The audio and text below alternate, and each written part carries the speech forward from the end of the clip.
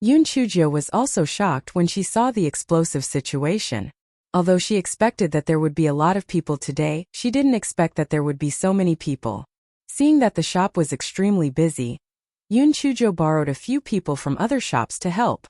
When the sales closed on the third day, shopkeeper Pei was so happy when he saw the statistics. Miss Feng Chao, we actually sold 10,000,000 7-star lucky cards. That means we will earn at least 50 million. Oh my god. 50 million in 3 days? Am I dreaming? When Mo Shouting heard the news, he was shocked speechless. How is this a business? This was simply stealing money. Most importantly, this business could continue for a long time. Based on the speed at which he was making money, he might be able to return to the Eastern continent soon. Grandfather, of course, making money is a good thing. But when there are too many people, it's easy for things to go wrong. From today onwards, you will give me at least 50 guards to guard the grocery store. Of course, I will arrange for someone. Mo Shouting nodded in agreement. Grandfather, although we are making a lot of money right now, it won't be long before we start following the trend. We can't control the rest of the Eastern continent, and it won't affect us much. But if the Luo family successfully follows the trend, it will definitely distract us from our customers. You have a point. But if the Luo family wants to follow the trend, we can't control them, Mo Shouting said helplessly. Grandfather, you are too kind. We can't control them openly, but we can stab them in the back. We are giving them a taste of their own medicine. Back then, the Luo family tricked my uncle and third uncle. Yoon Chujio's Black Lotus skill came online again. Stab them in the back? What do you want to do? Yoon Chujio gave him a cheeky kiss and Mo Shouting nodded. Okay. I'll leave this matter to you. Feng Chao, grandfather didn't misjudge you. As long as you are loyal to the Mo family, grandfather will hand them over to you sooner or later. Yoon Chujio tactfully expressed her loyalty, but in her heart, she sneered. What right did a heartless family member like her have to make her work hard without complaint? In the next few days, the Mo family's lucky 7-star card was as popular as ever. Many people were envious. Mo Peng and Mo Chong were both jealous and ashamed. They wished they could get a lucky card from the shop they were in charge of. But they only thought about it. If they dared to poach someone from their own family, Mo Shouting would definitely kill them. Seeing the Mo family making so much money, the Luo family naturally did not want to be left out. So they immediately arranged for people to start selling the 7 Treasures lucky card at Luo Jis grocery store. The Luo family had a plan in mind. After all, Luo Jis grocery store and Mo Jis grocery store were opposite each other. They could easily lure the Mo family's customers over. It was simply too easy. As expected, many people were excited to see the Luo family's promotional leaflet. After all, it was a lucky draw, so who wouldn't be the same? At this moment, someone in the crowd whispered, the Luo family's reputation is not good. Who knows what tricks they will play when the time comes? When the Mo family held the first round of the lottery, didn't manager Zheng of the Luo's grocery store suspect that there was something wrong with the ball? This meant that he had such a plan in mind. He would definitely tamper with the ball. Who knows, the people who won the lottery were all arranged by them. We are just being played like monkeys. That makes sense. Back then, they wanted to learn from MOG and do the lottery sales. Now they want to learn from MOG and do the lucky card sales. How shameless. Besides, if the Mo family buys more people, the prize money will be higher. The last grand prize was 2 million. There weren't many people in the Luo family. Even if they won the grand prize, it would only be a few thousand spirit stones. What's the point? It's a waste of spirit stones and time.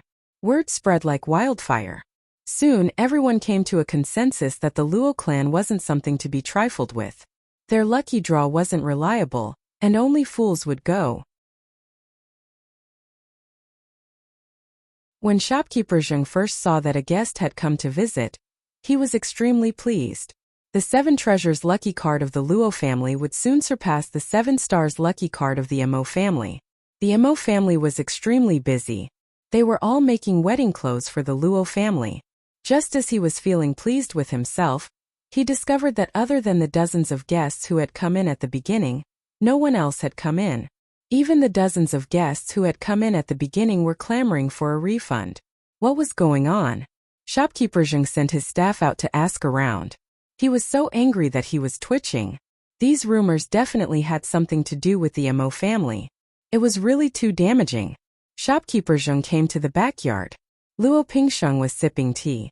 Luo Pingsheng's 2 sons had recently gone out on business, so he had no choice but to come personally to supervise the battle. However, he felt that Shopkeeper Zheng alone could control the situation with the Mo family's ready-made customers, so he did not appear. Master, things are not looking good. The Mo family has spread a lot of rumors that are detrimental to the Luo family, so none of the customers are willing to buy our 7 treasures lottery card. Shopkeeper Zheng's forehead was covered in cold sweat. This was the idea that he had suggested to Luo Pingsheng. If all his efforts failed, he would be punished. Luo Pingsheng frowned. Ever since Mo Fengchao arrived in Fengli City, the Luo family had not been doing well. Was this the work of that bitch, or was it instigated by that old fogey Mo shouting? Seeing that Luo Pingsheng was silent, Manager Zheng became even more frightened and asked tentatively, "Family head, what should we do next?" Continue selling. Rumors stop at wise men. The influence of these rumors will slowly fade away. In the meantime, we might as well make a loss and think of a way to let a few customers win a big prize. When others see the benefits, they will naturally ignore the rumors, Luo Pingsheng said with a dark expression. Family head is wise. I will make the arrangements right away. However, the Mo family framed us. Are we just going to let it go? Shopkeeper Zheng saw that Luo Pingsheng did not intend to punish him, so he heaved a sigh of relief. I have my own plans. You can leave now. Luo Pingsheng's eyes flashed with a hint of viciousness. If the Mo family was not eliminated, the Luo family would never be able to make a name for themselves. For the next period of time, Yun Chujia's life was extremely comfortable. Even though Mo Peng and the others were unwilling, they had to admit that Yun Chujia was indeed a good moneymaker. Not to mention other things, just the 7 stars lucky card alone was enough to make as much money as the other shops in the Mo residence combined. After Mo Junshin's leg recovered, he ran to hear He Xian insult Yun Chujio. He was beaten half to death by Yun Chujio again. He ran to old Madame Lu and cried. He did not expect that old Madame Lu would scold him and ask him to avoid provoking Yun Chujio in the future. Mo Junshin was so angry that he insisted on going back to Jinchuan City. Yun Chujio was always in front of old Madame Lu. Therefore, when old Madame Lu saw that Mo Junshin was so disobedient, she simply sent someone to send Mo Junshin back to Jinchuan City. When Madame Luo saw that her son was beaten into a pig's head, she naturally hated Yun Chujio to death. However, Mo Chang had left for more than 20 days and never returned, so she could only endure it for now. 10 days later, Mo Chang finally returned to Jinchuan City. However, he did not return alone. He even brought back 2 extremely charming women. Madame Luo's heart instantly sank. She forced a smile and asked, "Husband, who are these 2 ladies?" "Chaoyan, these are the 2 handmaidens my friend gave me. I saw that they were obedient, so I took them as my concubines. Hongxia Hongyun, come and pay your respects to your mistress," Mo Chang said with a smile.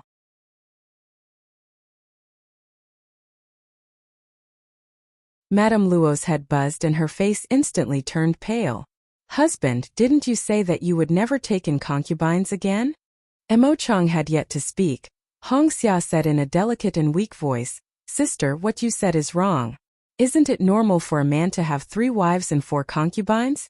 Besides, we sisters heard that you were also a concubine back then. Why can't we serve you?" Madame Luo looked viciously at Hongxia and said, "Slut, shut up. Io Ling Jun, sister is so scary. I nearly fainted from fright," said Hongxia coquettishly as she leaned into Mo Chang's embrace. Mo Chang saw Hongxia's charm and beauty, and when he looked at Luo Shi's hideous face, he immediately had a choice. With a cold expression he said, "Chaoyun, am the head of the family. The matter of concubinage has already been settled. All I did was inform you. Quickly get someone to arrange a place for Hongxia and Hongyun. If you do not make the necessary arrangements, I will have the 2 of them stay in the study with me." After Mo Chang said that, he entered the Mo residence with his arms around him. He did not even glance at Luo Shi. Luo Shi's face was pale. If not for Mo Fenghua's support, she would probably not have been able to stand properly. Mo Fanghua gritted her teeth in anger. Mother, don't worry. I will find an opportunity to kill those two bitches. Luo Shi waved her hand. Fanghua, don't do anything rash.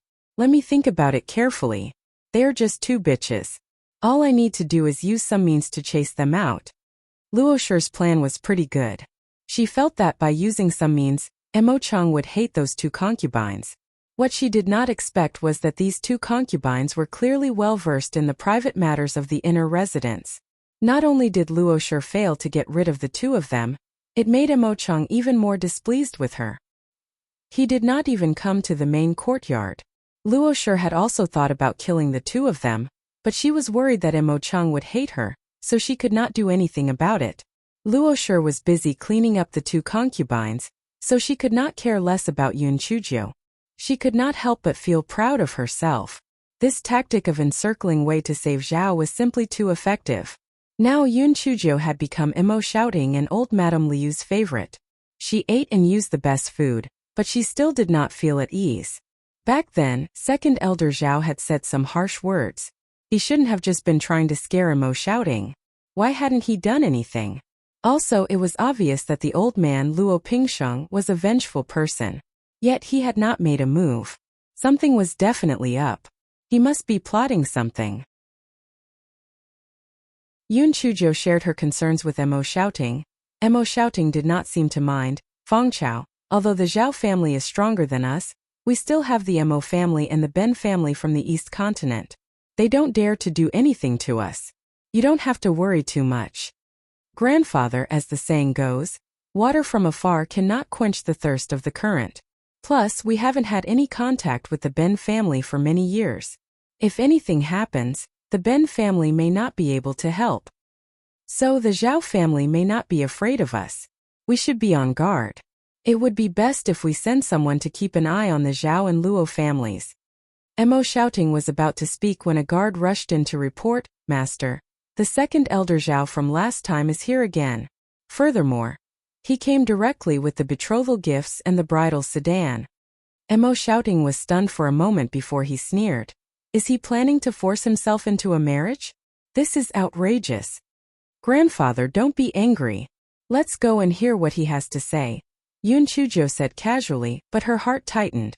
The Zhao family had come with ill intentions. They must have made some preparations. Mo Shouting and Yun Chuzhou arrived at the living room. Not long after, second elder Zhao walked in with a young man. The young man's eyes were green. It was obvious that he was a lecher.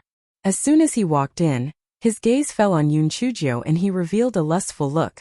Master Mo, this is my nephew Zhao Lizzy. He is here to marry Fang Chao back to the Zhao family. We have brought the betrothal gifts. Now let Fang Chao follow us.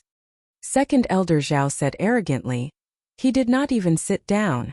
Mo Shouting sneered. Second elder Zhao, aren't you talking to yourself? I already told you last time that we are unworthy of you. Fang Chao will not marry the Zhao family. Master Mo, I originally wanted to discuss this. But since you've put it this way, I have no choice but to speak the truth. To tell you the truth, our Zhao family is definitely going to marry Mo Fang Chao. Married? On what basis? On what basis? Clan leader Mo, do you think that with that 7-star lucky card business, your Mo clan will not be restricted by our Zhao clan? You're too naive. In the cultivation world, strength reigns supreme. As long as we destroy your Mo clan, the 7-star lucky card business will belong to our Zhao clan. Second elder Zhao's eyes flashed with greed. He originally thought that the black fragrant grass only had one use, but it turned out to be a money tree. Since that was the case, he had no choice but to take it back. Destroy the Mo family? How arrogant. Aren't you afraid of revenge from the Mo family? Mo Shouting sneered. Mo Shouting, this tactic of yours is good for scaring people, but it's useless for scaring the Zhao family. To be honest, the Zhao family has a strong backer on the eastern continent. Besides, the Mo family has been in trouble recently. How can we care about your distant relatives? Second elder Zhao noticed Mo Ziyading's expression change. He continued proudly, so, don't even think about the Mo family. Besides, we have already made a deal with the Luo family. Our people and the Luo family will easily destroy the Mo family. Mo shouting, I advise you to be sensible.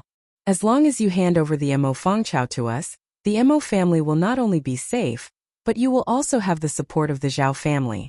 You can choose where you want to go. Mo Xiaoding's forehead began to sweat profusely. He was no longer confident. His trump card was the Mo family. If he couldn't count on the Mo family, then the Mo family's guards alone would not be able to compete with the Zhao family. Not to mention, the Luo family had also added insult to injury. Yun Chujia's eyes flashed. What she was afraid of came true. If she did not think of a way as soon as possible, the old fox would definitely abandon her. After all, nothing was more important than her life. Grandfather, since things have come to this, it seems that I have no choice but to marry. Second Elder Zhao, this marriage is after all a lifelong event. I can't just leave with you guys in such a hurry. You have to give me a few days to prepare the dowry, right? If this little request can't satisfy me, then there's no point for me to live, Yun Chuzhou said faintly. Second Elder Zhao rolled his eyes. All right, then I'll give you 3 days to prepare. If you want to cause any trouble, then let the entire Mo family be buried with you. Make up your mind, let's go. Zhao Lizzie smiled at Yun Chuzhou in a lewd manner. Young lady Fangchao, in 3 days, your husband will come to marry you. Be good and wait.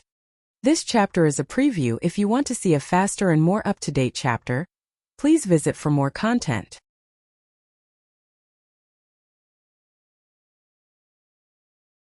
Yun Chuzhou said calmly, okay, see you in 3 days. Hearing Yun Chujia's words, Zhao Lizzie was overjoyed. He had come to the right place this time. He had originally thought that he would be marrying an ugly woman, but who would have thought it would be such a beautiful woman? This was great. After Elder Zhao and Zhao Lizzie left, Mo shouting slumped into his chair. A moment later, Mo shouting let out a long sigh. Fangchao, it's not that grandfather went back on his word, nor is it that grandfather doesn't love you. I really had no choice. Yun Chuzhou sneered in her heart. The position gained through benefits was indeed not stable. How could she be abandoned so easily? However, I, Yun Chuzhou, have never been manipulated by anyone. Do you want to marry me? I want the Zhao family to disappear completely. Grandfather, I understand everything you've said. Otherwise, I wouldn't have said what I just said. But, will the Mo family really stand by and do nothing? Why don't you try contacting them? Mo shouting was shocked. Yes, this was just the Zhao family's side of the story. Perhaps they were lying. Mo shouting took out a voice transmission talisman and his hands trembled slightly.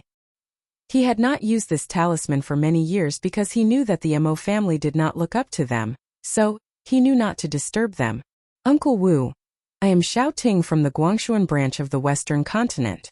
We are being threatened by the Zhao family. I wonder if we can lend a hand? Don't worry, after this is done, we will definitely repay you handsomely, Mo shouting said humbly. In fact, he sounded like he was pleading. Mo shouting thought it would take a while for the talisman to respond. But to his surprise, it quickly began to tremble. Mo shouting couldn't help but feel a sense of joy. It seemed that Second Elder Zhao was simply spouting nonsense. His family was definitely safe and sound. Mo Xiaoding's body trembled as he sent his spiritual sense into the sound-transmitting talisman. An old man's voice came from within. The old man's tone was impatient. If you don't have the ability, then don't provoke trouble. My family has a lot of things to deal with. I don't have the time to deal with your small matters. Resolve it on your own. At this moment, Mo shouting felt a mixture of shock, disappointment, and anger. He had originally thought that the family would be his lifeline, but they were actually so cold-blooded. He never expected this. Although Yun Chuzhou did not know what was said in the voice transmission talisman, she could tell from Mo Xiaoding's expression that it wasn't good news. Mo shouting took a deep breath and said dejectedly, Fangchao, I can't count on my family anymore. You should just get married. Grandfather, as long as you say the word, I can get married without any complaints. But are you willing to do this? Let's not talk about the Zhao family first. Let's talk about the ambitious Luo family. Do you think the Luo family will stop from now on? They have obviously reached an agreement with the Zhao family. Without me as a bargaining chip, do you think the Zhao family will help the Mo family? Grandfather, it won't be long before the Luo family uses the Zhao family's influence to destroy the Mo family. So, the moment my father brought me back from the Tianyuan continent, it was destined to be a dead end. The Luo family is the mastermind behind this dead end, Yun Chuzhou said calmly. Mo Xiaoding's body was covered in cold sweat. The more he thought about it, the more he felt that Yun Chuzhou's words made sense. This was a dead end. By marrying Yun Chuzhou, they would only be able to stall for a little longer. In the end, the Mo family would definitely be swallowed by the Luo family. This chapter is a preview. If you want to see a faster and more up-to-date chapter, please visit for more content.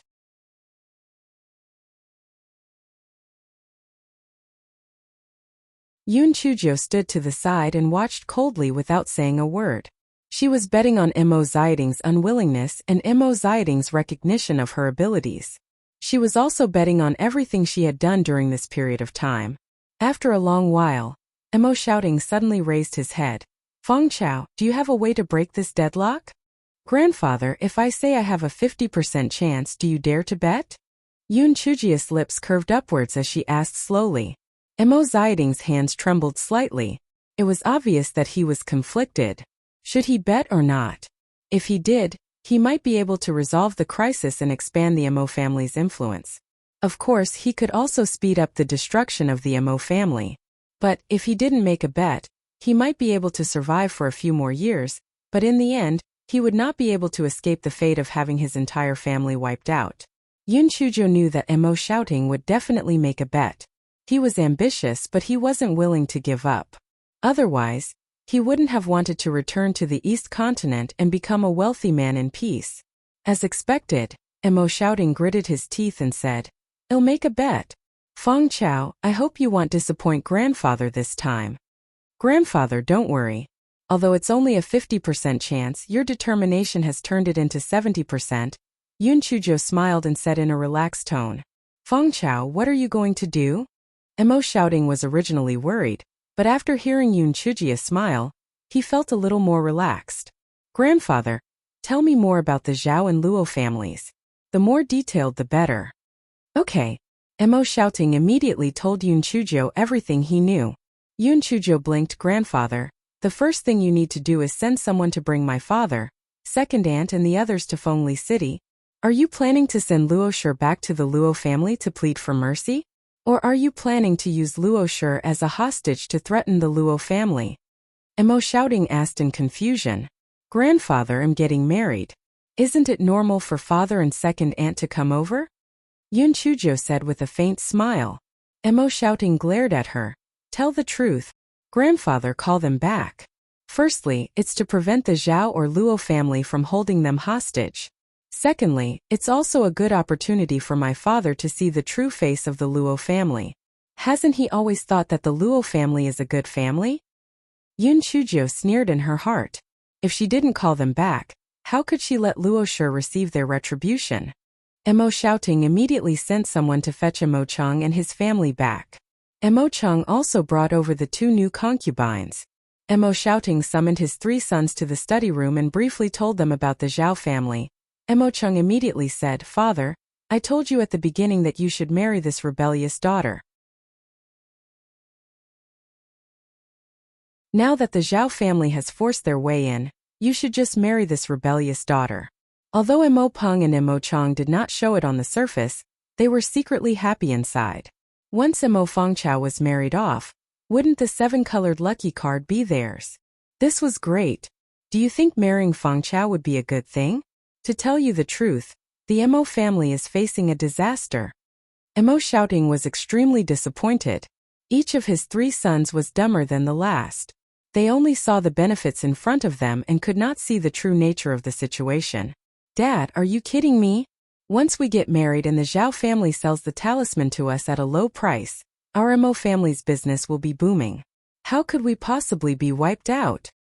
Mo Cheng said as he curled his lips.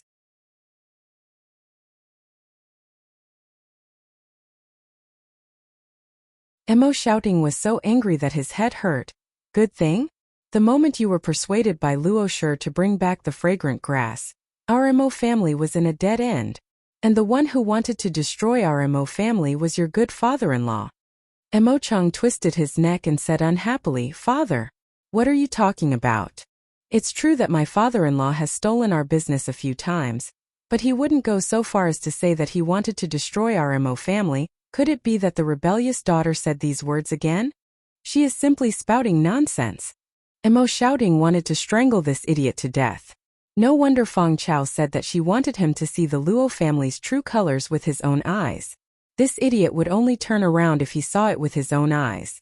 He was simply too stupid. Mo Peng and Mo Chang's minds were a little more flexible. They felt the meaning behind Mo Ziyading's words as cold sweat broke out on their foreheads. They knew that Mo shouting wasn't trying to scare them.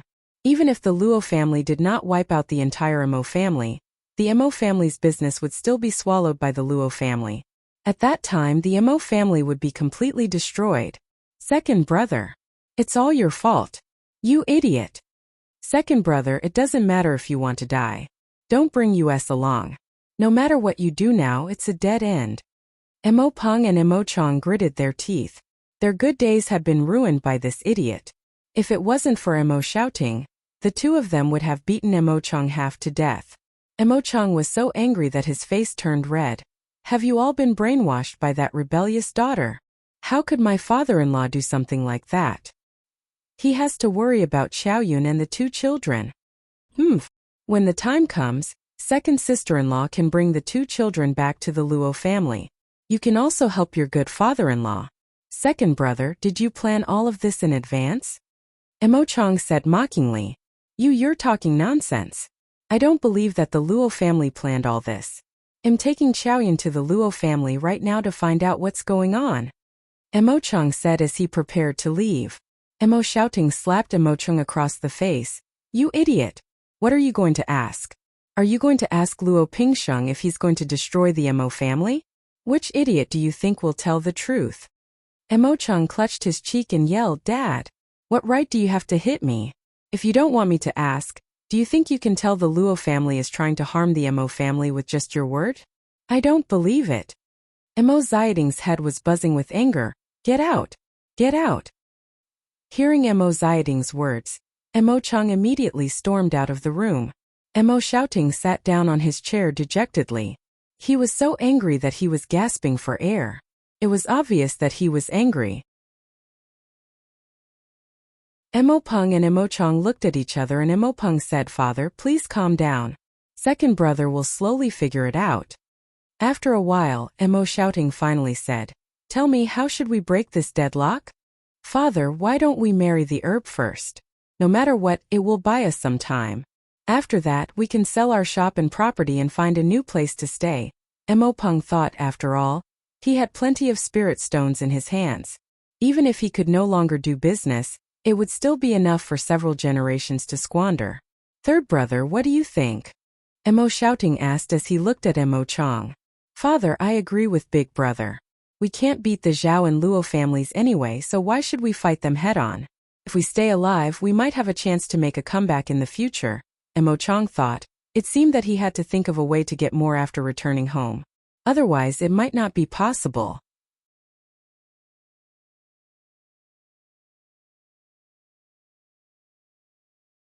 Mo shouting was extremely disappointed.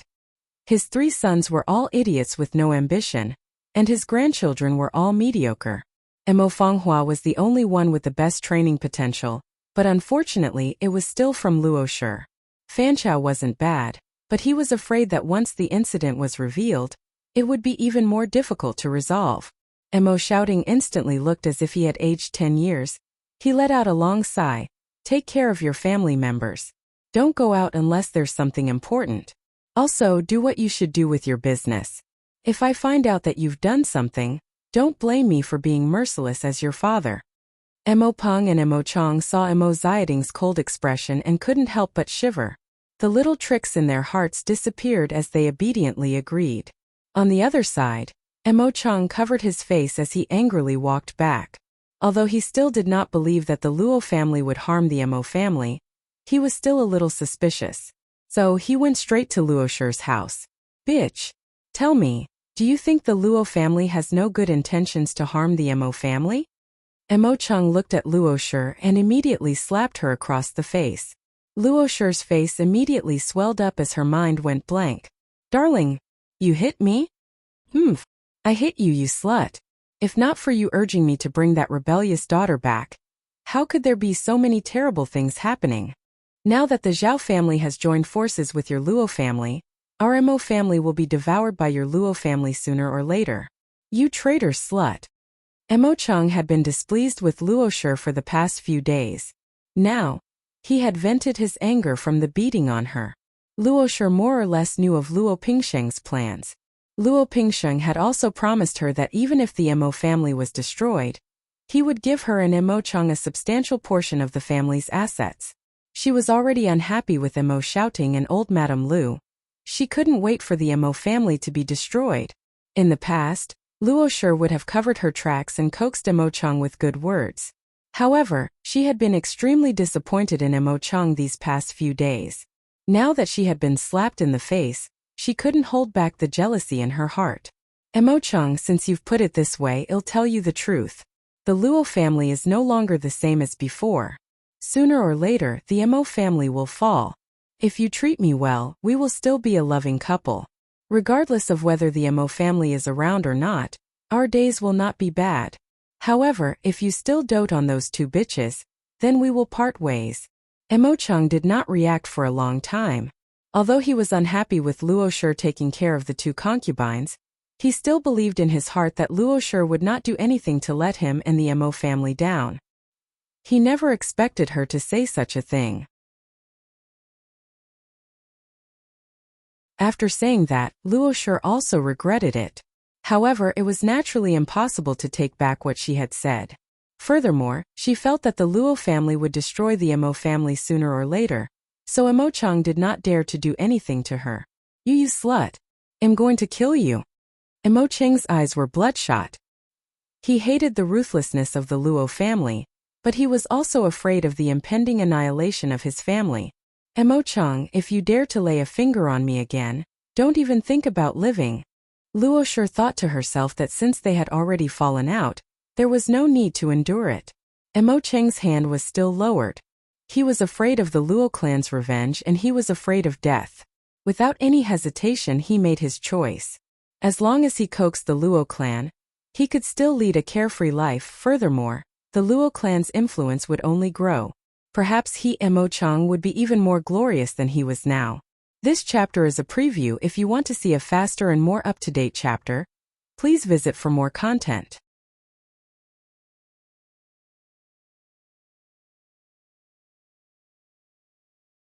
Xiaoyun, you were right to scold me. I have been too muddle-headed these past few days. Hongxia and Hongyun, you can find someone to sell them. We can live a good life from now on. As Mo Chung spoke, he took out an ointment that reduced the swelling and gently applied it on Luo Shi's face. Husband, what I said earlier was a little overboard. Don't take it to heart. Our child is already so old, so I will naturally be thinking of you wholeheartedly. Besides, our Luo family and the Mo family are in-laws. How could we really destroy the Mo family? Luo Shi felt pleased. Her father was right. Only when her family gained power would she be able to make decisions in other families. In the future, once the Mo family declined, he would not dare to act recklessly. After the two applied ointment on each other's swelling, Luo Shi probed, Darling, what is father's plan? Will Fengchao marry into the Zhao family or not? Father did not say. However, she will most likely marry into the Zhao family. If I can't count on her, would she dare to go against the Zhao family? Although Mo Chung was still unhappy with Luo Shi, he did not dare to express it. Luo Shi rolled her eyes and said, Darling, once Fengchao marries out, no one will be able to manage the 7-star lucky card business. Fengchao belongs to our second branch, so it's only natural that you take over. Run to father's side more often.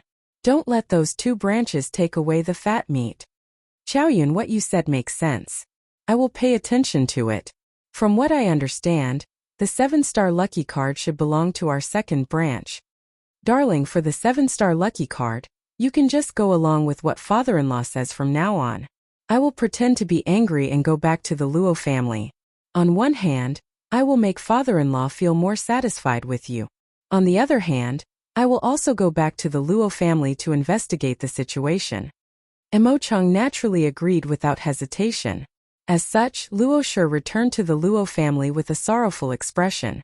Hearing the conversation between Xiao He and Mo Chung, Yun Chujio could not help but sneer. Mo Chung was indeed a soft-hearted person. How could he be intimidated by Luo Shi so easily? Second Elder Zhao and Zhao Lizzie were currently attending a banquet at the Luo family home. Luo Pingsheng and his 2 sons were treated to good food and drinks. Everyone was chatting and laughing merrily. Luo Pingsheng was extremely pleased with himself. He had planned this move for several years, and now he was finally going to achieve his wish. How satisfying! Mo shouting, that old fogey, always had a high and mighty look on his face. He really wanted to see the way he would wag his tail and beg for mercy when he fell into the dust. Luo Yan was a woman's wife, so she naturally would not attend a banquet like this. She was currently chatting with Luo Shi. Auntie, that Mo Fangchao is so lucky. That bitch has caused me so much suffering. I originally planned to find an opportunity to tie her up and sell her to the Cauldron Hall. Letting her marry into the Zhao family just like that is too good for her. Silly lass, do you think the Zhao family is a good place to go? Mo Fangchao will definitely suffer unspeakably in the days to come. To dare offend our Luo family's young lady is simply courting death. Auntie, although that's what you said, I'm still unwilling to see the tragic state of Mo Fangchao with my own eyes. Tell me, if the Zhao family finds out that Mo Fangchao isn't intact, will they torture her even more? Said Luo Yin viciously. Luo Shi was alarmed. Yin quickly give up on this idea. The Zhao family isn't someone our Luo family can afford to offend. Luo Yin pouted her lips and said indignantly, all right then. However, back then, Mo Fangqin also beat me up. In that case, I'll kidnap her and sell her to the Cauldron Hall. Don't tell me you can't bear to part with her? She's just a daughter-in-law. You can do whatever you want with her. I'll find an opportunity to help you get her out of the Mo residence. After that, you can do whatever you want with her. Since she had dealt with the daughter-in-law and fawned over the Luo family, why not? This chapter is a preview. If you want to see a faster and more up-to-date chapter, please visit for more content.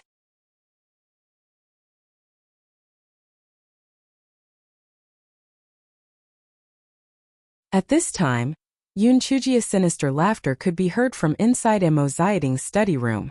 He Shi, who was in charge of keeping watch outside, was so frightened that he trembled.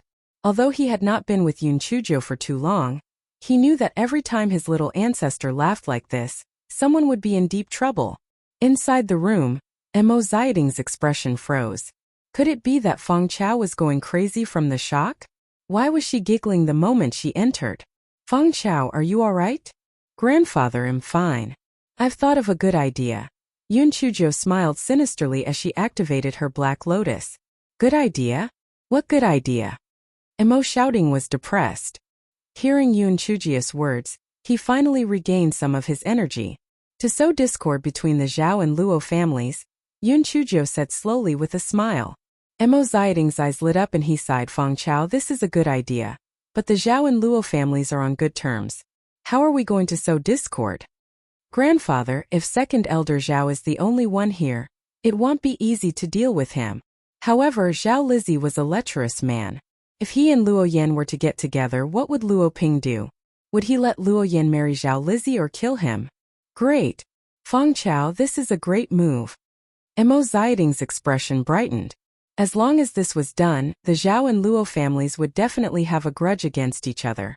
At that time, the Mo family would have a chance to take advantage of this.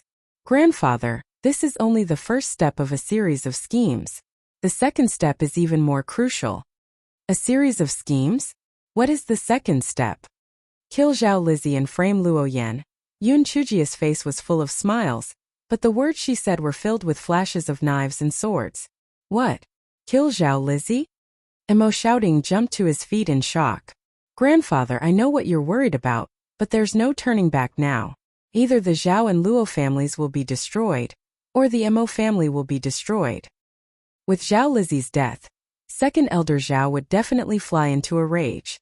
He would either have a conflict with the Luo family or ask them to hand over Luo Yan.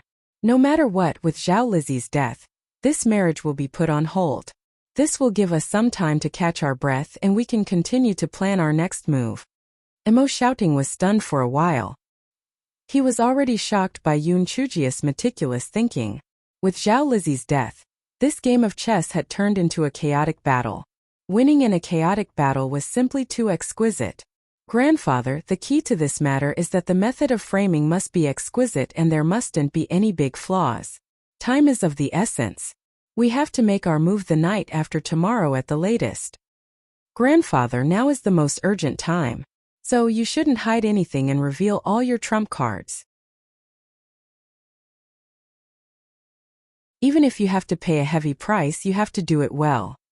Otherwise, we will make things worse and the consequences will be unimaginable, Yun Chuzhou said with a serious expression.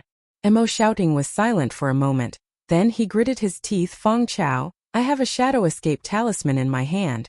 This talisman was left behind by my ancestor and I have never been willing to use it.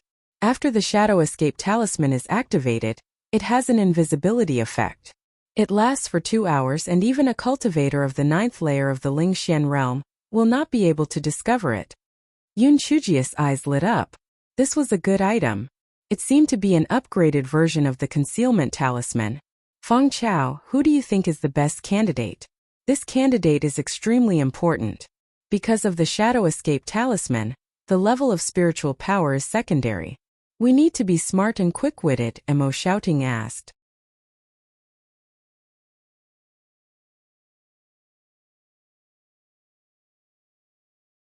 Grandfather, why don't I go? But I need you to get me a map of the Luo family. It would be best if you could give me a description of the Luo family. Yun Chuzhou thought to herself, don't you want me to go? He even beat around the bush and said that he was smart and clever. Who else could match these two adjectives? Emo Shouting nodded his head in satisfaction. He felt that apart from Yun Chuzhou, no one else was capable of handling this matter. The two foxes muttered to each other for a while before they finally came to a decision and began their respective actions. Over the next 2 days, the Zhao family settled down in the Luo residence while Luo Pingsheng treated them to food and drinks. Master Luo, is there anything unusual with the Emo family? Second Elder Zhao asked arrogantly. Don't worry. I've been keeping an eye on them. Emo Shouting was probably disheartened, but the Emo family did not do anything. Emo Fengchao has been shopping for expensive clothes and jewelry in the Emo family's shop for the past 2 days. He even bought a red wedding dress from the Luo family's shop. Luo Pingsheng said respectfully. I don't think he would dare to do anything. Tomorrow morning, I will bring Lizzie to pick up that Emo Fengchao. This matter will be considered a success, Second Elder Zhao said with a smug look on his face. Last time, he had failed to complete this matter. He was really angry. Fortunately, he had succeeded this time. Zhao Lizzie sat at the side. When he thought of Yun Chujia's beauty, he could not help but feel excited. He wished that he could enter the bridal chamber immediately. That night, Luo Pingsheng hosted another banquet to entertain the uncle and nephew of the Zhao family. After a few drinks and a few dishes, Zhao Lizzie got up and went outside to relieve himself. Zhao Lizzie walked to a remote place. Just as he was about to relieve himself, he felt a gust of wind behind him, so he hurriedly dodged it. Patter! A fragrance pouch fell to the ground. Zhao Lizzie was stunned. He picked up the fragrance pouch and looked at it carefully. He saw the word Yan embroidered on it. Yan. Could it be that Luo Yan? Yesterday, Zhao Lizzie had seen Luo Yan greeting Luo Pingsheng. At that time, he had felt that although the little lady was not as good-looking as the black fragrant grass, she was still quite pretty. When Zhao Lizzie smelled the fragrance of the sachet, his heart immediately began to race. Could it be that Luo Yan was interested in this young master? Just as Zhao Lizzie was thinking about it, he saw a figure flash in front of him. It seemed that there was also a woman's delicate laughter. He could not help but immediately chase after her. Although a few guards of the Luo residence saw Zhao Lizzie, they knew that he was an important guest. Naturally, they did not dare to stop him. They could not help but feel puzzled.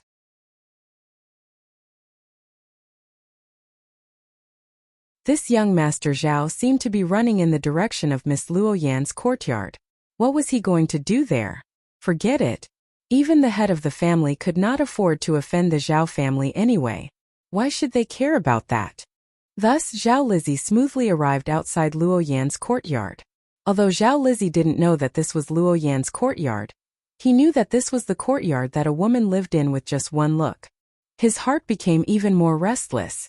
Taking advantage of the tipsy mood, he directly pushed open the courtyard door. Strangely, there were no maids to stop him. Zhao Lizzie directly entered the bedroom. In the bedroom, the bed hung low, and a woman's figure could be vaguely seen inside.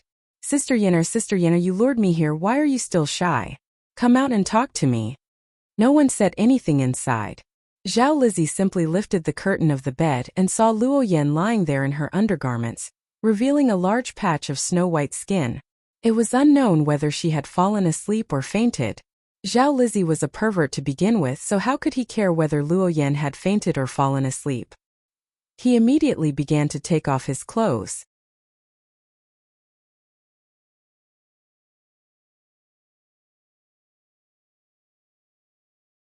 When Zhao Lizzie took off half of his clothes, he felt a little dizzy. He shook his head. Damn it, drinking really messed things up. With a beauty in front of him, how could he be sleepy? Although Zhao Lizzie tried his best to stay awake, his head still became heavier and heavier. Finally, he fell on the bed with a plop. Yin Chujiu revealed herself. She curled her lips and got Zhao Lizzie onto the bed. Yun Chujiu took off the sword that was hanging by the bedside to ward off evil spirits and stuffed it into Luo Yan's hand. Then she held Luo Yan's hand and stabbed the sword directly into Zhao Lizzie's chest. Yun Chujiu looked at the crime scene that was created and felt that it was perfect. Although the Black Lotus skill was evil, it had to be said that using it to torture dregs was really sour and refreshing. This fellow opened the window and dissipated the remaining smell of the stun powder in the house. He took out the antidote and waved it in front of Luo Yan's nose. After removing the jade pendant from Zhao Lizzie's waist, he swaggered out of the bedroom. Yun Chujiu threw Zhao Lizzie's jade pendant on the bluestone slab in the courtyard. Then, she went to the side room and gave the two maids a whiff of the antidote before concealing herself. The corners of this guy's mouth curled up. He went to the neighboring courtyard, lit a fire, and then left. This guy had already calculated that after the fire was ignited, everyone would definitely come to put out the fire. At this time, the medicinal properties of Luo Yan and the two maids had just passed. When the time came, they would definitely scream. The people who put out the fire thought that something had happened, so naturally they would run over. Luo Yan had no time to hide the news of Zhao Lizzie's death. TSK, the scene would definitely be very exciting. It was a pity that the time limit of the Shadow Escape Talisman was limited, so they could not watch the live broadcast. Things were exactly as Yun Chujiu had expected. After the fire started, Luo Pingsheng and Second Elder Zhao hurried over. Second Elder Zhao was still puzzled. Where did this kid Lizzie go? Why did he take so long to relieve himself? Could he have returned to the guest house when he was sleepy? While everyone was putting out the fire, they heard a few screams coming from the neighboring Luo Yan's courtyard. Luo Pingsheng was shocked. He wanted to enter the house to take a look, but after all, men and women were different. He could only ask from outside the house, Yenner, what happened? No, it's nothing, grandfather. I just had a nightmare. Luo Yan's trembling voice came from inside the house. Although Luo Pingsheng felt that something was amiss, he couldn't ask too much. Just as he was about to leave, Second Elder Zhao found the jade pendant on the ground. Isn't this the jade pendant of determination? Why is it here?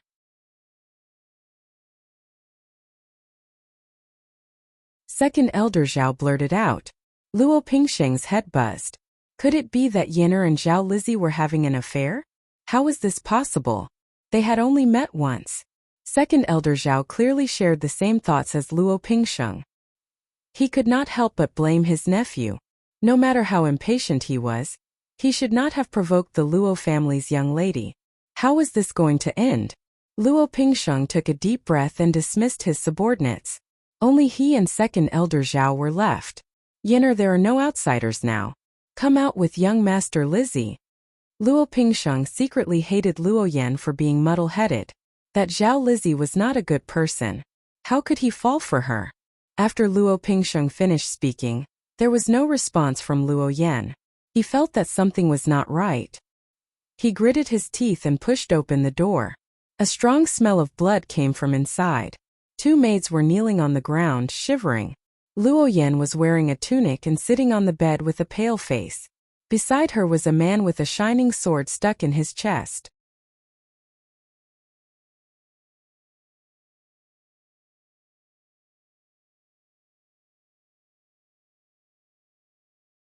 Second Elder Zhao's heart tightened when he smelled the stench of blood. He could not care less about his manners and rushed into the room. When he saw the scene in front of him, he nearly fainted. Resolve! Resolve! Second Elder Zhao threw himself in front of the bed and called out repeatedly. He fed him pills and injected his spiritual energy. Unfortunately, Zhao Lizzie was already dead. No matter how much he tried, it would be in vain. Luo Pingsheng's head buzzed. How could this be? How could Zhao Lizzie be in Yin Er's room? Why did Yin Er want to kill him? Could it be that he wanted to molest Yin Er? Second Elder Zhao grabbed Luo Yan's neck. Bitch! Why did you kill Lizzie? Speak! Luo Pingsheng rushed forward. Second Elder Zhao, calm down. Calm down. Even if you want to kill Yin Er, you have to let her speak. Second Elder Zhao then let go of Luo Yan's neck and said viciously, Tell me, why did you kill Lizzie? Luo Yan coughed for a long time before she finally calmed down. She shouted hysterically, I didn't kill him, I didn't kill him. When I woke up, I found him dead here. Second Elder Zhao slapped Luo Yan hard. Bullshit. He died on your bed. If you didn't kill him, who did? Lizzie must have taken a fancy to you. How dare you kill him, you bitch. Although Luo Pingsheng was unhappy, he was afraid of the Zhao family.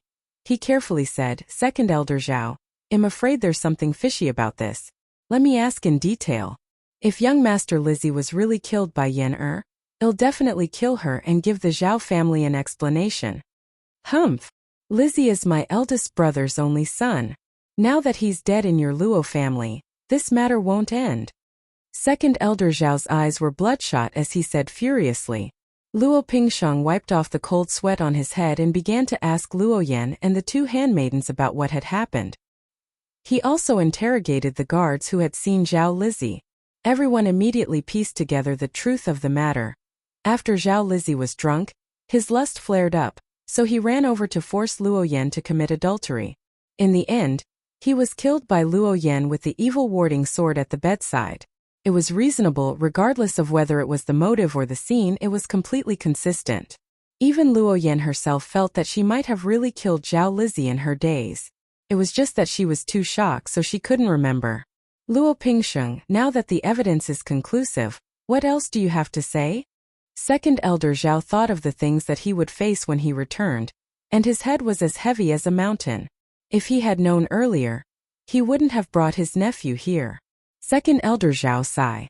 Since things have come to this, there's nothing more I can say. Yin Er will be handed over to the Zhao family to deal with.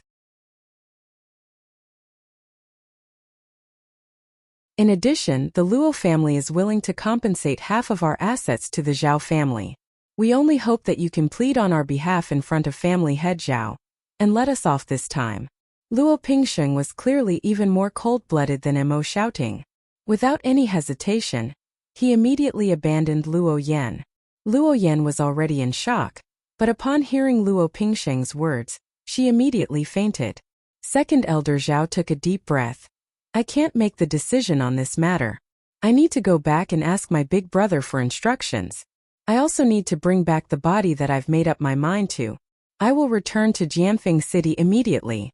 If you let Luo Yan escape in the meantime, I will bury the entire Luo family with you. Don't worry, I will definitely send someone to look after her. After all, this was an accident. Please deal with her when you return, Luo Pingsheng said as he handed over 1 billion high-grade spirit stones to Second Elder Zhao.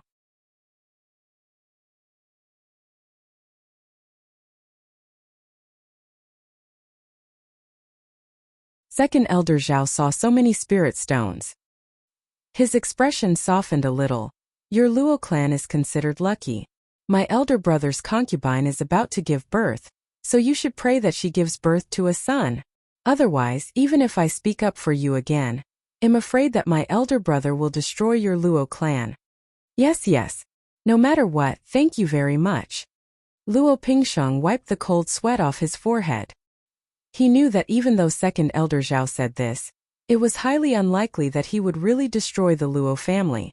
He just had to give up his wealth. Second Elder Zhao left Fengli City overnight with Zhao Lizi's body. Luo Pingsheng ordered for Luo Yan to be locked up in the courtyard. No one was allowed to visit her. The next morning, Mo shouting came to visit. Master Luo, I'm here to see Second Elder Zhao. Didn't you say that you were going to marry Feng Chao today? Our Mo residence has already made preparations. Why is there no sign of the Zhao family? Mo shouting went straight to the point. Luo Pingsheng's expression was ugly.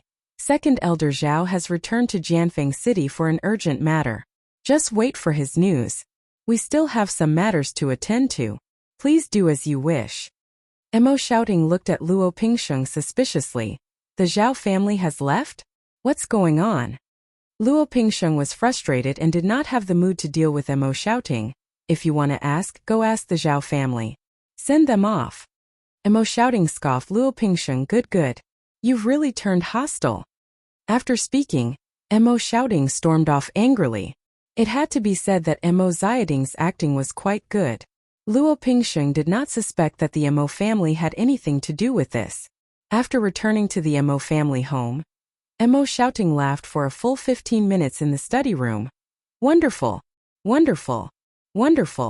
Feng Chao, well done. Yun Chuzhou blinked her eyes. Grandfather, don't be too happy yet. Although things are progressing smoothly, the crisis hasn't been resolved yet. Although Zhao Lizi was dead, the Zhao family still had other males.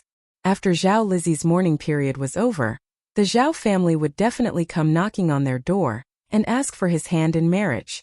Moreover, since the Zhao family didn't fall out with the Luo family yesterday, it's likely that the Zhao family won't do anything to the Luo family. At most, they will just compensate us. Mo shouting nodded. You have a point. What should we do next? The Luo family must be facing internal and external problems. They are in chaos. Immediately, spend a large sum of money to recruit guards and eliminate the Luo family. After annexing the Luo family, even if the Zhao family wants to seek revenge, we still have the power to fight them. Not to mention we have the geographical advantage. Yun Chujia's eyes darkened. It was finally time to close the net. Luo Shi, you caused me to be separated from my family and friends. I will let your family die with you. Mo shouting was silent for a moment before he gritted his teeth and said, Fine. We will do as you say. What else do we need to prepare? When the time comes, the Zhao family will most likely use the talisman supply to threaten other families and get them to help us. So, we need to secretly recruit talisman masters. If we can't do it, we will have to pay a high price. As long as the money is in place, we will definitely be able to recruit them. Lastly, we must not let my uncle and the others know about what we are doing, especially not my father. Otherwise, it will be easy for all our efforts to go down the drain. Mo Xiaoding's face was burning with anger. He raised both his hands and feet in agreement with Yun Chujia's words. The three idiots weren't good enough to do anything, they were more than good enough to ruin everything. If they knew about this, they would only ruin everything. After Yun Chuzhou and Mo shouting finished their discussion, they hopped back to Tingyixian. As soon as they entered the house, they saw Di Baiming staring at her coldly with his dead fish eyes.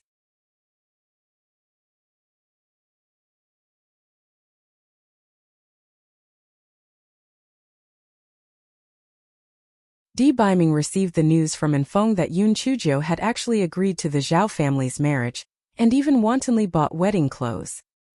He was so angry that he could not find his bearings. Although Yun Chuzhou had previously told him that even if there was a marriage contract, it would be fake and she would resolve it, he still rushed over day and night. If he wanted to snatch his wife, he was simply courting death. Of course, what he did not know was that his little Black Lotus wife had destroyed that so-called fiancé within minutes. When Yun Chuzhou saw Di Baiming, her heart was filled with joy. However, when she thought of the voice transmission talisman from the last time and saw Di Baiming staring at her dead fish eyes, her little face sank. Oh my, isn't this someone who abandoned me? Which demonic wind blew you here? Yoon Chujo crossed her arms and leaned against the door, pouting as she said. Lee Biming had already thought it through. The black thing was forced. If she explained properly, he would not bother with her. Who would have thought that Yoon Chuji's mouth would be filled with guns and sticks? His expression became even darker. I abandoned you? Didn't you already agree to someone else's marriage? I heard that you even bought wedding clothes. Are you complaining that I came at a bad time? Nonsense. Who did you hear it from? Yoon Chuji's heart skipped a beat. How did the gigolo know about my matters? Could it be that he had arranged a secret guard by my side? I naturally have a way to know what I want to know. Stop changing the topic. Shouldn't you explain it to me? Explain your head. You only know how to be jealous all the time. I was forced to do that, okay? Do you think I want to be related to a bastard? You still have the nerve to question me? Who came here in the middle of the night to break up? Who was the one who was like a wooden stake all the time? Who was the one who threw his face at me all the time? Pretty boy, ask yourself, what right do you have to question me? Yoon Chuji's eyes turned red as she spoke. Although she was independent and strong-willed, she still felt weak and wronged in front of the people closest to her. Lee Biming saw that Yoon Chujo was about to cry and immediately became numb. He threw all his anger and face to the back of his mind. He jumped in front of Yoon Chujo and hugged her in his arms. He said clumsily, I didn't say anything. Why are you crying? Yoon Chujo cried out, what else do you want to say? You don't trust me, you bastard. You only know how to be jealous all the time. It's not that I don't trust you, I'm just angry. I'm angry at myself. If I'm strong enough, I can protect you. We won't have to suffer separation. It's all my fault that I'm too weak. Lee Biming's eyes were filled with heartache and guilt. If he was strong enough, why would little Joe need to plan step by step?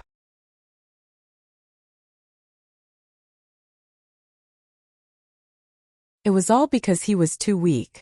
Yoon Chujo was definitely a snob. When she saw Lee Biming's heartache, she immediately pinched and hammered him. You gigolo, you say it well, but every time you stare at me with dead fish eyes to scare me. Before Yoon Chujo could finish her words, she heard Lee Biming grunt. Then fresh blood oozed out from his chest. Are you injured? Yoon Chujo was shocked and quickly took off Lee Biming's shirt. There was a gaping wound on Lee Biming's chest and he was bleeding profusely. Not only that, his body was full of wounds, some were deep and some were shallow. It was obvious that he was injured profusely.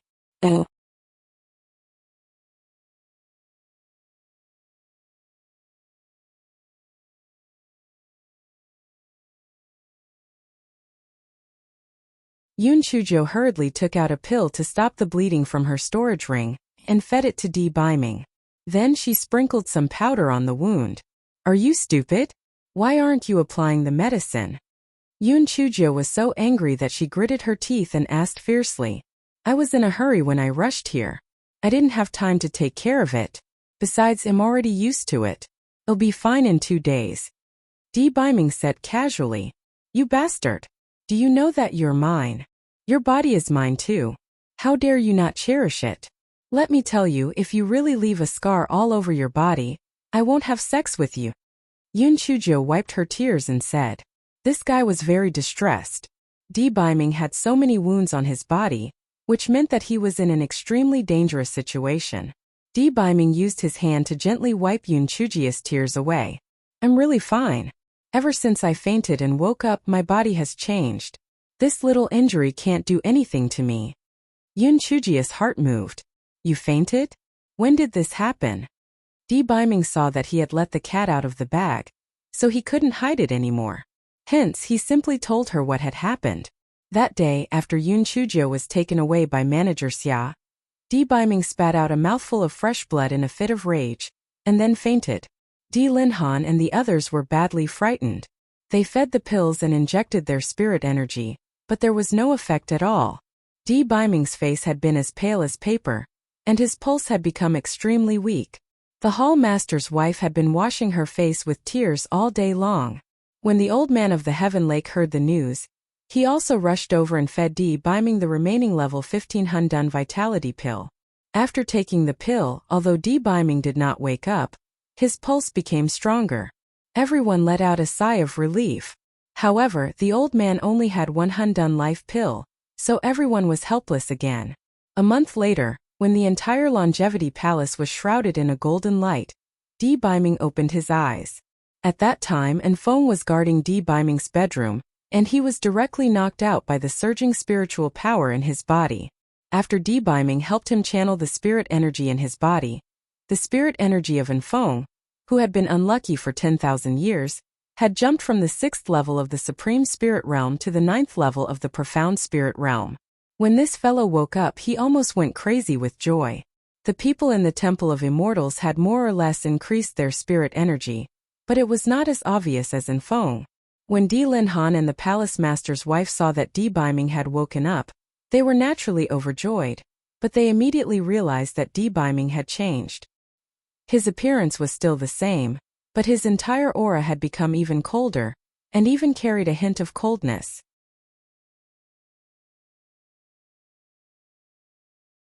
With just a glance, one would feel a sense of reverence from the bottom of one's heart.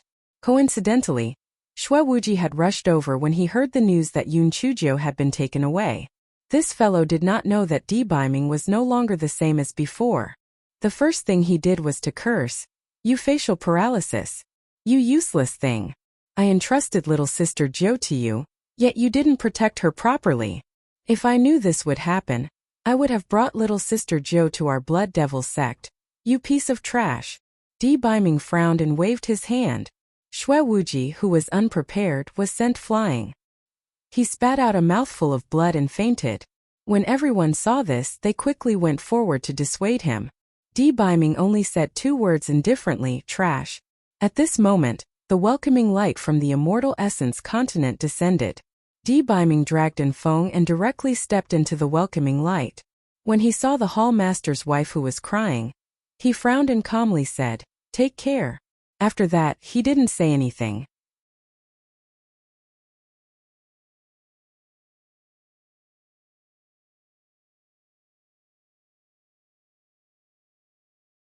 Enfeng, who was originally extremely excited, was now flustered.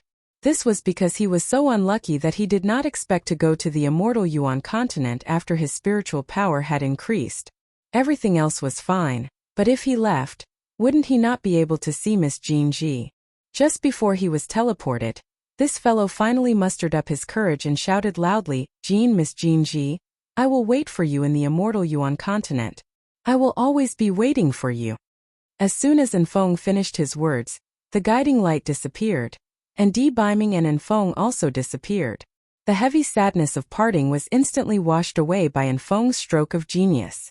Almost everyone turned to look at Jean Ji. Although Jean Ji was outgoing and cheerful, no matter how cheerful she was, it was still very uncomfortable to be confessed to in public. Okay? Besides, Enfeng was an idiot. If you confess, then confess. Why did you have to add the word miss after Jean Ji? It was very awkward, okay? After Di Biming and Enfeng arrived at the immortal Yuan continent, they started to search for information about Yun Chuzhou. Then the incident from a few months ago happened. Yun Chuzhou's heart was suddenly in pain as Di Biming told her the story. She remembered that when she left, she did hear the hall master's wife's exclamation. At that time she thought that she was hallucinating. She did not expect the pretty boy to vomit blood at that time. Yun Chuzhou hugged Di Biming's waist and sobbed, "Prince Charming, I did not know that you fainted. Otherwise, I would have thought of a way to delay for a period of time before leaving." Di Biming stroked Yun Chuzhou's hair and said, "Am I not fine now?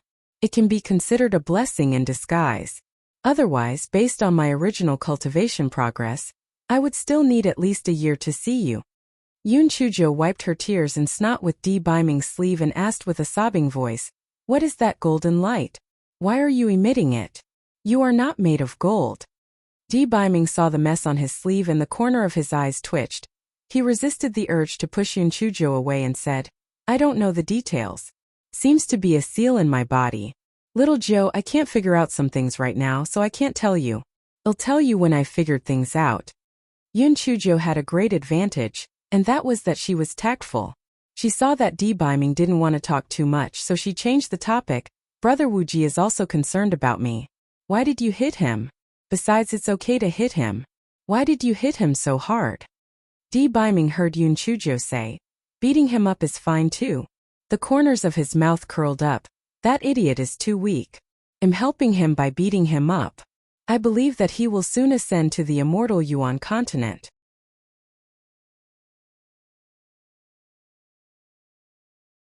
When that time comes, be it helping me or protecting you, it's a good choice. Although he's stupid and useless, he's still not bad. Yun Chujo immediately said happily, really? Brother Wu Ji is coming soon? That's great. It would be even better if Beauty Jinji could come too. Hearing Yun Chuji's words, the corners of Di Biming's mouth twitched slightly as he said, Jinji should be coming soon too. Jinji's spiritual power is not as high as mine. How could she also ascend soon? Yun Chujo asked in puzzlement. It turned out that although Enfeng and Jinji had not broken through that layer of window paper, the two of them still had frequent interactions. On the same day, Jinji picked some fruits to give to Enfeng. Just as she walked out of Di Biming's courtyard, she was knocked out by the sudden golden light. This guy had gotten a blessing in disguise. After he woke up, his spiritual power level had directly jumped to the 9th layer of Supreme Spirit Realm. However, because he had leveled up too much at once, he needed to stabilize himself for a period of time before he could continue cultivating. He estimated that it would not be long before he could also ascend. This chapter is a preview. If you want to see a faster and more up-to-date chapter, please visit for more content.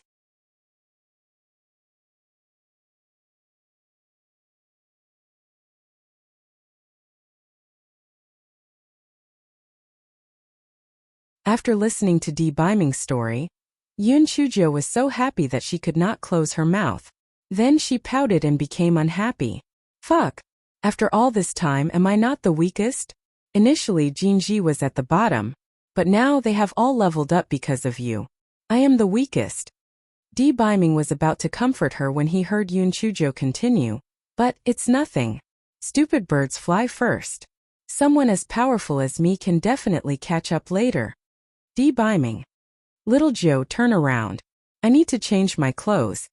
Di Biming saw that his clothes were not only stained with blood, but Yun Chuji's snot and tears were also on his sleeves. He felt really uncomfortable. He was ready to change into a clean set of clothes. Yun Chujo pouted, so what if I can peek? Besides, it used to be interesting. Now that there are scars on it, I can't be bothered to look. Just change. I promise I won't peek. Di Biming had no choice but to turn around and change his clothes with his back facing Yun Chujo. Yun Chujo, this fellow, peeked openly. At first, she was teasing him, but when she saw that Di Biming's back was also covered in scars, her eyes turned red. Damn it. I'm too weak now. If anyone dares to bully my man, I'll kill him. No, after the Luo and Zhao families' matters are settled, I must find an excuse to go out and train. Otherwise, how long will it take for me to become stronger? When Di Biming changed his clothes and turned around, he saw Yun Chuji's eyes were as red as a rabbit's. Before Di Biming could speak, Yun Chujo threw herself into his arms and cried again. Then, she used Di Biming's sleeves as a handkerchief. Di Biming did not have the time to care about his clothes getting dirty again. He asked anxiously, Little Joe, what's wrong? Sob, I'm too useless. I'm too useless. I can't fight with you side by side and you have to worry about me. I'm just a burden, idiot, I'm useless. It's natural for a man to protect a woman. I can't protect you, well, I'm useless. No, I'm useless. I'm useless. I'm even worse than Jinji. I'm useless. The corner of Di Biming's eyes twitched. He didn't know if Jinji would vomit blood from anger when she heard Little Joe's words. Di Biming comforted her for a long time. However, Yun Chujo probably had too many tears recently, so she cried endlessly. Moreover, she even cried in a cadence. Di Biming really had no choice. He simply stuffed her mouth with his lips. Finally, it was quiet. After a long while, Di Biming finally let go of Yun Chujo. Pervert. You only know how to take advantage of me. Yun Chujo muttered with a red face. Di Biming's heart was agitated again. He wanted to tear her apart and eat her right away, but he could only think about it. The two of them lingered for a while more before Di Biming said, Little Joe, why don't I help you kill the people from the Luo and Zhao families?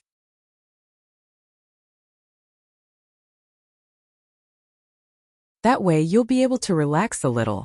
Yun Chujo shook her head. Prince Charming, I'll do it myself. It's not that I'm being pretentious. I'll only be happy if I can take revenge myself.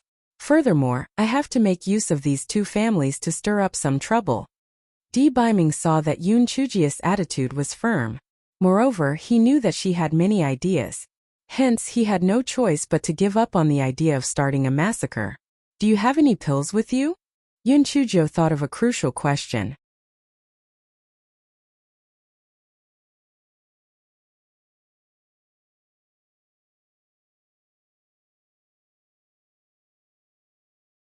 It turns out that everything you gave me is basically gone. However, I bought some more. Although the effects are not as good as the ones you gave me, they are still passable. Di Biming originally thought that the alchemy skills of the immortal Yuan continent would be much better than that of the Tian Yuan continent. He did not expect that the actual situation was almost the same. Therefore, even if he spent a high price, the medicinal pills he bought were not as good as the heaven-grade blood coagulation pills and sudden spirit pills that Yun Chujo refined. When Yun Chujo heard Di Biming's words, she took out more than 10 pots of medicinal pills from her storage ring and passed them to Di Biming.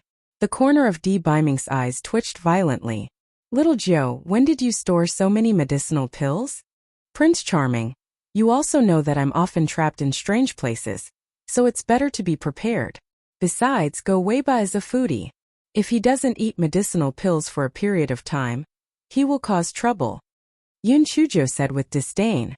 Di Biming frowned and said, Go Weiba is always a disaster. I will definitely help you find a way to solve it. The grass in Yun Chujia's dantian trembled. It was so scary, so scary. Fortunately, only a small part of that person's seal was broken. If it was broken, the grass life would be in danger. Yun Chujo blinked her eyes and said, Prince Charming, wait for me here. I will go back to the bedroom to get something for you. Di Biming was very puzzled. According to Little Joe's character, she would naturally bring good things with her at all times. Why would she still keep them in the bedroom? After a while, Yun Chujo walked out of the bedroom. She handed a wooden box to Di Biming. Prince Charming, if you are seriously injured and the pills are not effective, you can open this wooden box. There are the pills that I have newly developed inside. Di Biming took it and was about to open it. Yun Chujo stopped him. What's so good about pills? Just keep it. Also, keep these sacks of super-grade burst talismans. Don't be so stubborn. Use whatever tricks you can. The most important thing is to keep your life. Take me for example. Although my spiritual power is weak, I can use my Black Lotus skill to take revenge very quickly. So, you have to be flexible. Hearing Yun Chujia's words, Di Biming was stunned. He did not open the wooden box and directly put it into his storage ring. Little Joe, I know you have a lot of tricks up your sleeve, but don't try to be brave. If you run into trouble that you can't solve, you can send a message to Enfong. I will ask him to protect you in the dark. Di Biming knew that with Yun Chujia's intelligence, she must have guessed that Enfong was nearby, so he decided not to hide it. Okay, I got it. Sigh, if only Brother Wu Ji, that idiot, had ascended earlier, we would have more helpers.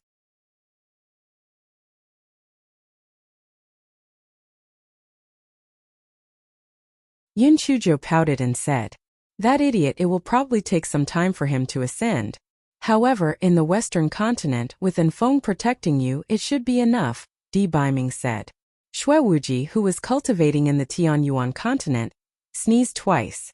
Damn it! Who is talking bad about me behind my back? It must be that facial paralysis.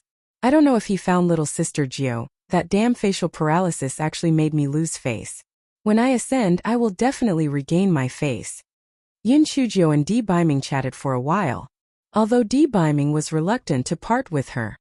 However, he could only leave. Little Joe, I can't come here often. Otherwise, I might implicate you. You have to be more careful. Don't fall behind in your cultivation. No matter how powerful your schemes are, they are useless in the face of an absolute difference in strength. You can't always take advantage of the situation. This chapter is a preview. If you want to see a faster and more up-to-date chapter, please visit for more content.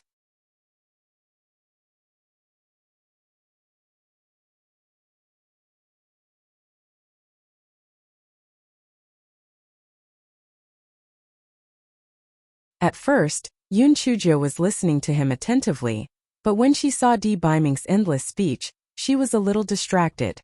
The scene of him peeking just now flashed in her mind. Although the gigolo's body was full of wounds, it was still very pleasing to the eye. It was really a big loss for him to sneak a few times just now. Di Biming rambled on for a long time, and then he saw a wretched smile on Yun Chujio's lips. He glared at her angrily. "Little Joe, what are you thinking about?" "I was thinking that you should have taken off your pants just now so that I could see the whole set." The gigolo realized that he had let the cat out of the bag. He laughed dryly. Hey, Prince Charming, don't be angry. Everyone has a heart for beauty." Di Biming took a deep breath and said, "Take care of yourself." After he left the room, he disappeared in a few flashes. Yun Chujio pouted. "What a blockhead. Normally, shouldn't she take off her clothes and let me touch her?" Xiao Hanyo said weakly, "Master, if what you said is not normal, okay? Shut up. You still have the face to talk about me? You talk about the three of you, no, the four of you are each weaker than a chicken. Their spiritual pets are awesome and lightning fast. Look at you guys, all of you are bragging about immortal beasts and exotic beasts, but in reality, how are you all powerful? Aren't you guys always using the light of my leveling up to level up?" Xiao Hanyo was immediately rolled his eyes at the other three. "Don't you think you owe us? This is great. We are all being ridiculed by our master because of you." Xiao Hanyo glared at him and defended himself. "Master, you can't blame us. After all, we are all spiritual beings from an extraordinary background. Can we be like those coquettish beasts? Our lifespans are very, very long, so we are only like human babies now. Tell me, can you ask too much of a baby? You dumbass, do you still have a point? From today onwards, your food will be halved." Yun Chujio was in a bad mood, so Xiao Hanyo bumped into the muzzle of the gun. Xiao Hanyo glared at her and did not dare to say anything. It felt that if it continued to talk nonsense, not only would its food be halved, it would also be beaten up. "I am also very worried, okay? I also want to become an awesome lightning, okay? But isn't this taking things slowly? Could it be that I can become a fat bird in one bite?" After Yun Chujio scolded Xiao Hanyo, she went to Qing Ji and Qing Liu's house. As expected, the two maids were unconscious. They were probably knocked out by Di Biming. Yun Chujio could not help but complain. This gigolo was either knocking on the door or knocking on people. However, she could only knock them out. Otherwise, the gigolo would be exposed. Yun Chujio woke up Qing Ji and Qing Liu. Both of them looked baffled. What was going on? Forget what happened just now.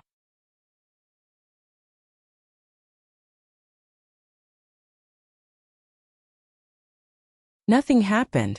Do you understand? Yun Chujio said with a dark face. Qing Liu and Qing Ji naturally did not dare to object.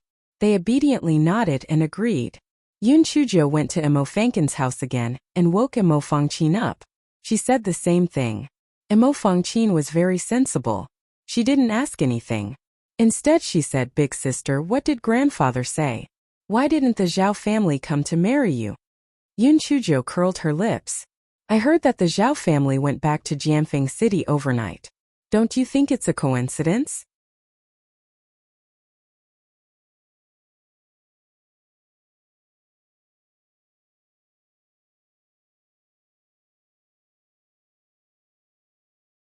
Imo Fangqin's face stiffened as she thought to herself, what a coincidence. It must be the doing of a country bumpkin. How did she do it? What a pervert. Third sister, the weather will probably change in the next few days. TSK. I'm still a little excited. Yun Chujio said with a grin. Imo Fangqin felt that someone was going to be unlucky. This fellow was so excited. He must have thought of some bad idea. In the end, the Zhao family did not destroy the Luo family. However, they actually made a request that Yun Chujio thought was extremely ridiculous. The Zhao family let the Luo family kill Luo Yan, and then let Luo Yan marry Zhao Lizzie as their underworld wife. In other words, they buried Luo Yan and Zhao Lizzie together. This way, Zhao Lizzie could be considered to have a family in the netherworld. Luo Pingsheng did not hesitate at all. He killed Luo Yan in front of second elder Zhao, and handed Luo Yan's body to him. Luo family head, you're lucky. My elder brother's concubine actually gave birth to a fat kid. You should take care of yourself in the future. Second Elder Zhao said with his lips curled. Second Elder Zhao, please put in a few good words for me when you go back. It'll help you keep an eye on the Mo family. I'll report any news to you immediately. What do you plan to do with Mo Fengchao? Luo Pingsheng thought to himself. The Luo family had lost almost half of their assets. It would be best if the Zhao family could get rid of Mo Fengchao as soon as possible so that he could think of a way to annex the Mo family. Although they have already made up their minds, there are still many unmarried men in the family. Once the mourning period is over, I will come again to propose marriage. I don't think Mo Shouting would dare to refuse. Hearing Second Elder Zhao's words, Luo Pingsheng could not help but heave a sigh of relief. He complimented Second Elder Zhao a few more times before sending him off. Luo Shi stayed at the Luo family for a few days before returning to the Mo family. Mo Cheng naturally wanted to ask about Luo Yan. The Luo family had caused such a huge commotion, so it was impossible for them to keep it a secret. Hence, Luo Shi decided to tell Mo Cheng what had happened. Mo Cheng could not help but feel a chill run down his spine. He felt that Luo Pingsheng was even more ruthless than his father. Luo Yan was usually the most favored, yet he had killed her so easily. When Luo Shi saw Mo Cheng's pale face, she comforted him gently, "Darling, my father has no choice. If we do not give the Zhao family an explanation, the Zhao family will definitely exterminate the Luo family." Mo Cheng nodded and said against his will, "I understand. Father-in-law was forced to do so." When Luo Shi saw how timid Mo Cheng was and recalled the incident with the two concubines, she began to despise Mo Cheng.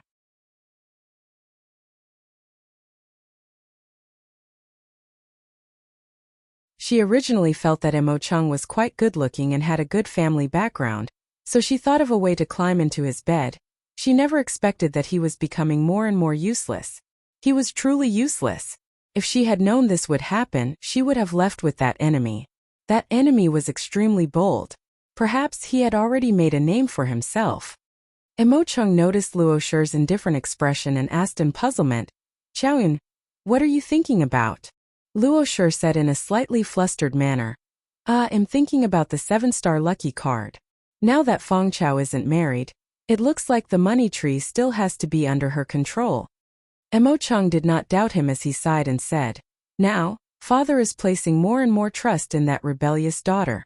Unless she marries someone in the future, the 7-star lucky card will not be ours. I heard from my father that although Zhao Lizzie is dead, there are still other unmarried men in the Zhao family.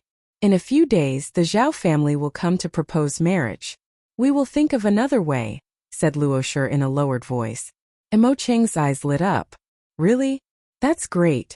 When the time comes, I will definitely snatch the 7-star lucky card. We will accumulate more assets. Even if the Mo family is really finished, we will not have to worry about food and drink."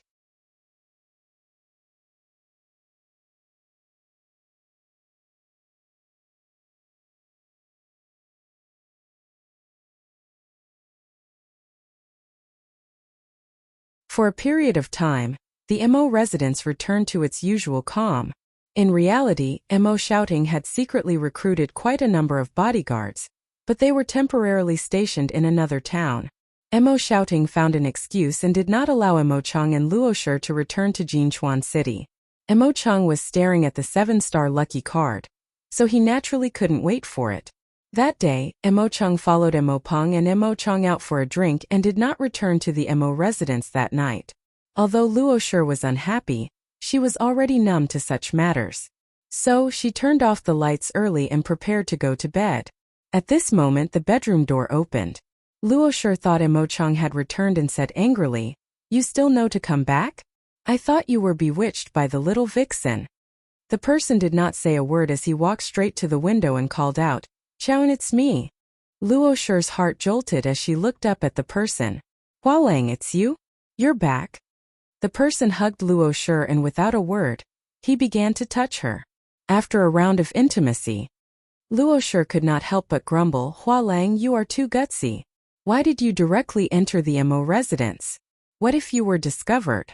Besides, Mo Cheng isn't in the residence today. It would be terrible if he were to bump into you." "Humph. Chaoyun, things are different now. I do not think much of the tiny Mo residence. Besides, I only came here because I saw Mo Chung go to the cauldron and hall. Chaoyan, it's been so many years since we last met. You are still as moving as ever. I really missed you to death. Chung, that's a nice way of putting it. Since you missed me, why haven't you heard from me for so many years? Fanghua and Junchan are already so old. Why didn't you say that you would come back to take a look?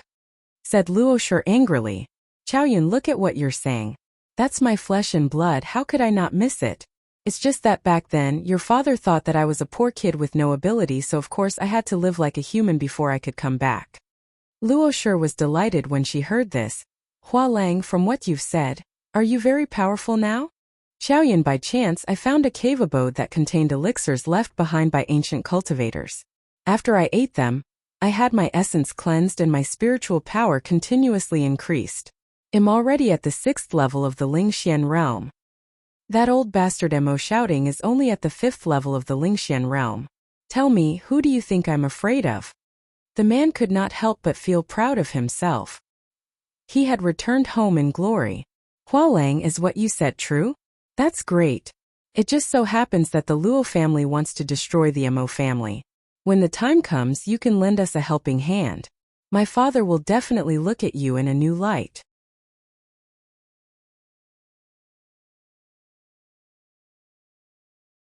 When that time comes, the 4 of us will be reunited, Luoshi said excitedly. Then what about Mo Chung? Are you willing to part with him? Back then, you abandoned me because of him, said the person unhappily. Hualang, I was also forced by my father back then. Furthermore, I was already pregnant at that time. If I did not marry Mo Chung, how would I be able to face the world? Besides, didn't we still find a chance to be together later on? If not, where would Junchun come from? If you find me to be a ruined woman, I won't say anything. You can leave. Luoshi said with a feigned grievance. Chaoyun, look at you. I'm just saying this. I'm afraid you won't be able to bear to part with Mo Chung. After all, you have lived together for so many years. In my heart, you are the only one. If not, I wouldn't have been unable to form a family for so many years. When Luoshi heard that person say that, her tears turned into a smile. As the two conversed, they huddled together again. On the other side, Yun Chuzhou, who was listening to Xiao Hei's live broadcast, was first taken aback before she rolled on the bed laughing. Ha ha ha, what retribution! Mo Chung had actually been cuckolded. And it was the kind that was green.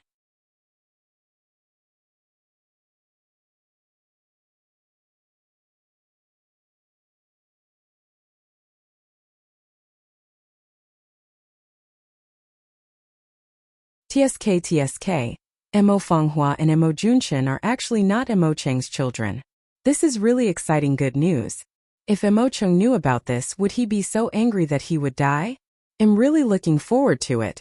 After Yun Chuzhou was happy for a while, she was a little worried. The old lover of the Luo clan was at the 6th level of the Lingxian realm, which was even higher than the old fox's spiritual energy level. If they were to fight, it would be a disaster. Yun Chuzhou thought about it and decided to first investigate the identity of the old lover of the Luo clan. After confirming his whereabouts, she would think of a way to deal with him. The next day, Yun Chuzhou called Heishi over. Heishi, I'll give you a secret mission. Go and investigate if the Luo clan had a lover named Hua before marrying my father. Also, after you find a place to stay, send someone to keep an eye on him. Be careful. That person's spiritual energy is extremely high. Heishi was dumbfounded. Could this little ancestor know how to calculate? How did she know that the Luo clan had a lover in the past, and that the person's spiritual energy was extremely high? However, Heishi did not dare to ask any further. After he left, he sent a few of his subordinates to secretly investigate the matter. 3 days later, Heishi came over with a face full of admiration and reported, Miss, we found a person called Zhang Hua. His family used to be neighbors with the Mo family. Zhang Hua and Madame Luo could be said to have grown up together as childhood sweethearts. However, Zhang Hua's parents both passed away due to illness, and their family background fell apart. It was said that Luo Pingsheng was very opposed to the two of them being together. Later, Madame Luo married into the Mo family for some unknown reason. Zhang Hua rented a courtyard in the south of the city and hired 2 servants, He rarely goes out, so I've already sent someone to keep an eye on him. Yoon Choo-jo nodded. You've done well. This matter is strictly kept a secret. Even my grandfather cannot know about it. Do you understand? Yes, I understand. Hae-sure was certain that Mo shouting was no match for the little ancestor. In order to save his life, it was better to listen to the little ancestor. Get someone to draw Zhang Hua's face and the topographic map of his courtyard for me. I have a use for it. Yes. The next day, Hae-sure handed over Zhang Hua's portrait and the topographic map of his rented courtyard to Yoon Choo-jo. Yoon Choo-jo looked at Zhang Hua's portrait and could not help but laugh. Mo Junchen looked at least 80% like this Zhang Hua. Mo Chung was definitely a cuckold. After Hae-sure went down, Yoon Choo-jo rubbed her chin and pondered for a while. Then she took out a voice transmission talisman. Little lunatic, come to my courtyard at midnight today. I have something to ask you.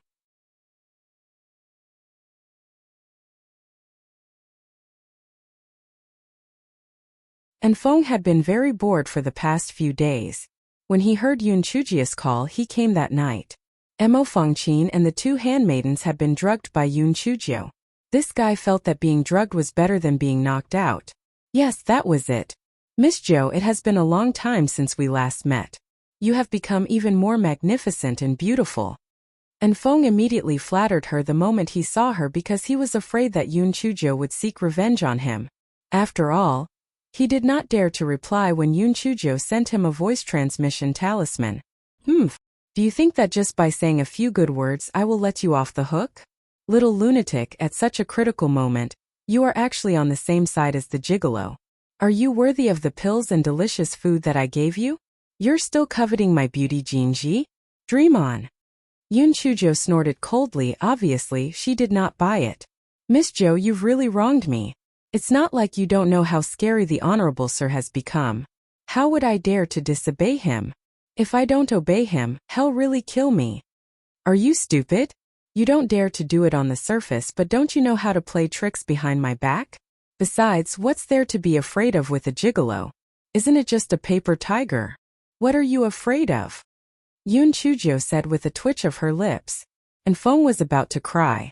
Paper tiger? In front of you is a paper tiger, but in front of me is a real tiger. Ah no, the overlord is stronger than the tiger.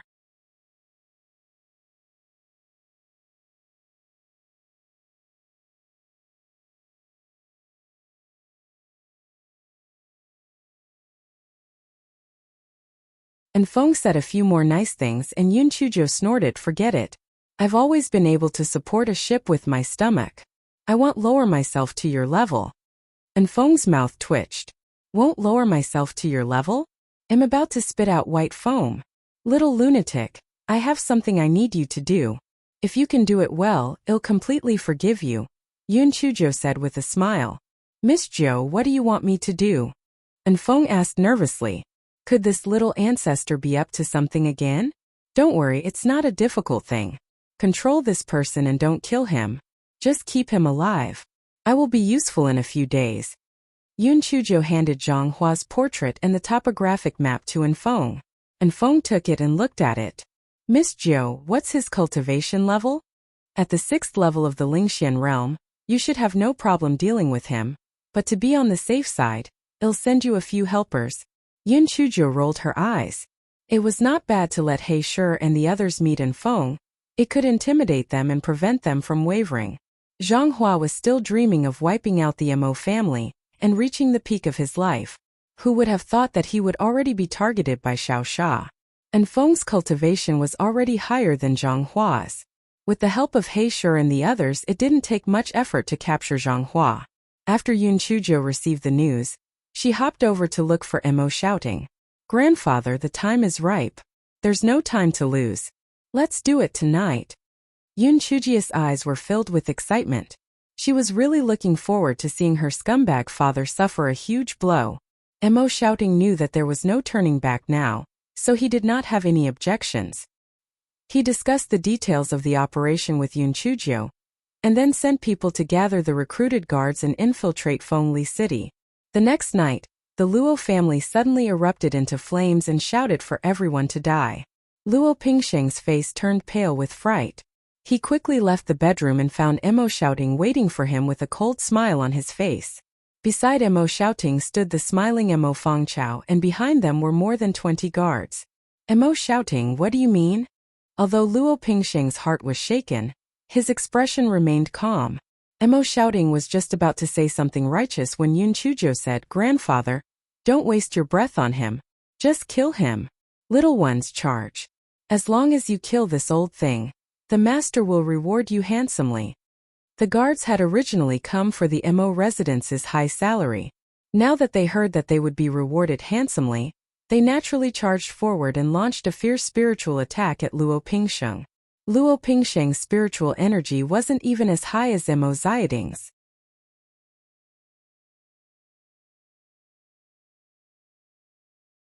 How could he be a match for these people?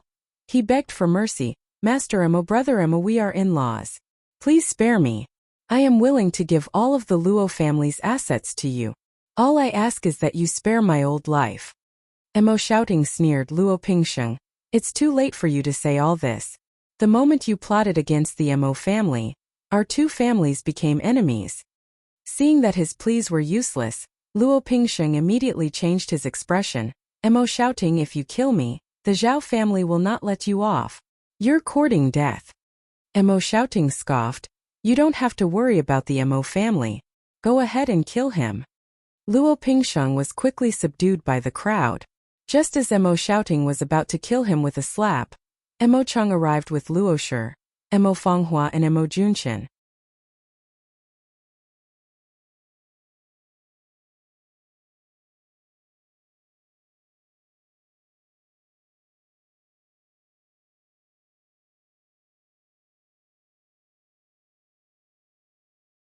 Emo Shouting was stunned.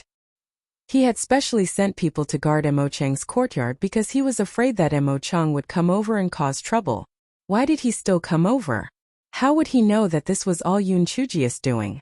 If Emo Cheng and Luo Shi did not come, how would the show begin? He was really looking forward to the drama that was about to unfold. Emo Cheng did not say a word. Seeing that the Luo family's power was at an end, he naturally would not be so stupid as to offend Emo Shouting. Bringing Luo Shi and her children here was to prevent them from hating him for not saving them in the future. Luo Shi saw that Luo Pingsheng was being controlled and looked at the flames of the Luo family. She knew that the Luo family was finished. When Luo Pingsheng saw that Luo Shi had rushed over, his eyes lit up. No matter what, he had to save his life first. Chao and Fanghua Junqian kneel down. "I beg family head Emo to spare me." Of course Luo Shi would not stand by and do nothing. She brought Emo Fanghua and Emo Junqian and knelt on the ground. "Father-in-law, the Luo family is no longer a threat to us. Please, for the sake of Fanghua and Junqian, spare my father." Emo Fanghua and Emo Junqian also pleaded. Emo Cheng could not bear it and said, "Father, the Luo family is finished anyway. For the sake of the children, please spare my father-in-law." Emo Shouting was so angry that his head was buzzing. How could he raise such an idiot? Did he not understand the logic of letting the tiger return to the mountain? Get up. The Luo family has wild ambitions. We can't not get rid of them. "Luo Shi, I know what you have done. But, on account of the fact that you have given birth to a pair of children for the second son, I will spare you for now. If you two continue to be stubborn, don't blame me for being ruthless," Emo Shouting said with a dark expression. Luo Shi grumbled in her heart. Why hadn't the enemy arrived yet? Couldn't he see the Luo family's raging fire?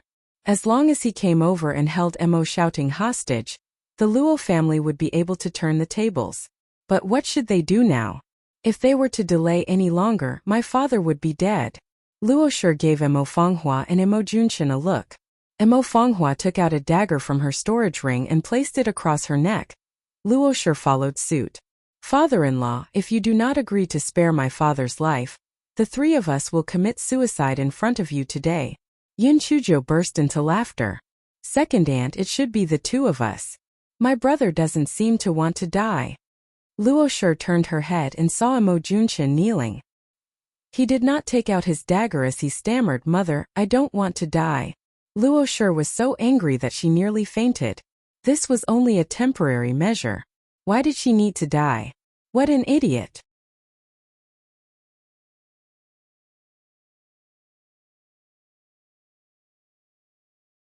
Although Emo Chang had been displeased with Luo Shi recently, they had been husband and wife for so many years.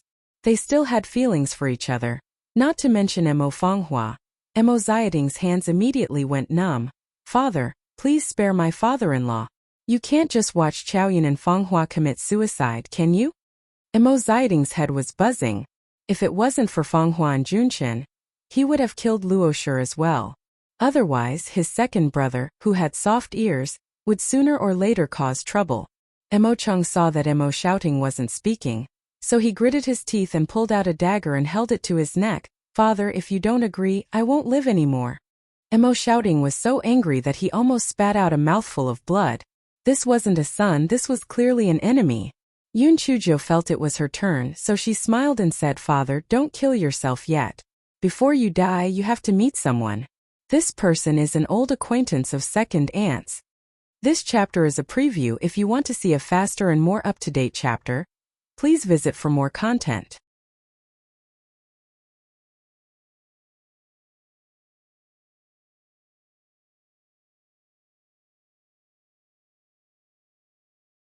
Emo Chang glared at her.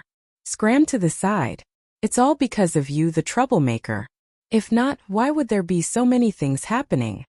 Yun Chuzhou curled her lips. Father, you will not say that in a while. You will still thank me. Hey sure, bring second aunt's old acquaintance here. Luo Shi's heart sank. She had an extremely ominous premonition. No, that's impossible. It definitely could not be Hua Lang. With his high spiritual energy, he definitely would not be captured by that slut, Emo Fangchao. Definitely not. However, when she saw the person He Shi had imprisoned, her head buzzed. How was that possible? How did Hua Lang end up in the hands of that slut, Emo Fangchao? As the Luo family did not live in Fengli City before they made their fortune, Emo Chang did not know Zhang Hua. He snorted coldly and said, How unreasonable. Chaoyun, do you know him? Luo Shi tried her best to remain calm, but her voice was still trembling as she said, He was my former neighbor. TSK second aunt, is it as simple as just being a neighbor? I heard that the two of you are childhood sweethearts. Yun Chuzhou said with a smile. Oh, Luo Shi saw the suspicious expression on Emo Chang's face. She hurriedly said, Darling, although we played together when we were young, we broke up when we grew up. Fangchao, even if you hate me, you should not have captured an innocent person. You have really gone too far. When Emo Chang heard Luo Shi's words, coupled with the fact that he subconsciously did not wish to think of the worst, he roared, Unfilial daughter, scram. Father, don't be in such a hurry to make me scram. Take a good look at this person's appearance. Don't you have any other thoughts? Yun Chuzhou said with a chuckle. Emo Chang looked at Zhang Hua reluctantly. In order for him to see clearly, He Shi had specially raised Zhang Hua's head. Emo Chang felt that Zhang Hua's face looked familiar. Could it be that he had seen him before? Father, don't you think that Zhang Hua looks very similar to my brother Junchan? TSK, they look exactly the same. Don't you think it's a coincidence? Yun Chuzhou said.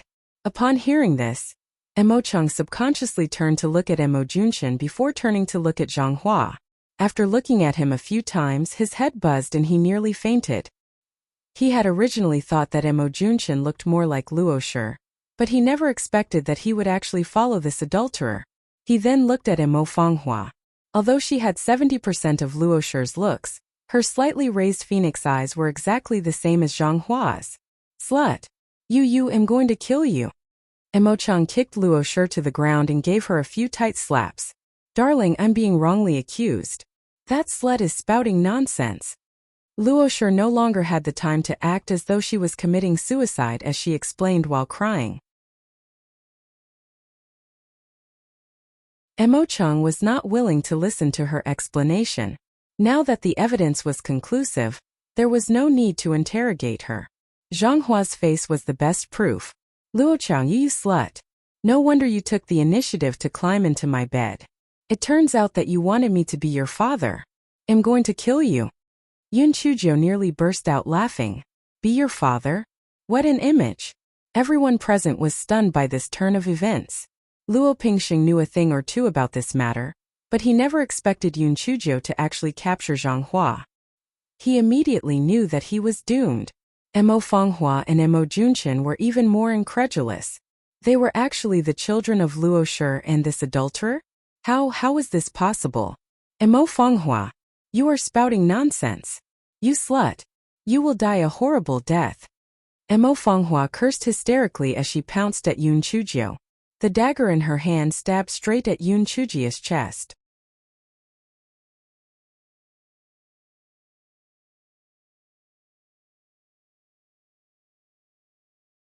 There were many guards standing behind Yun Chujiu, so she naturally would not allow Mo Fengchao to succeed. She easily controlled Mo Fengchao. Mo Junqian was a coward, so he did not dare to resist. He was also controlled by someone. Luo Shi had already been beaten half to death by Mo Cheng. Yun Chujiu curled her lips and said, "Father, please stop beating her. Don't you want to interrogate an old acquaintance like second aunt?" Mo Cheng's eyes were bloodshot. He raised his dagger and asked Zhang Hua, "Tell me, how long have you been with this slut? What's with those two bastards?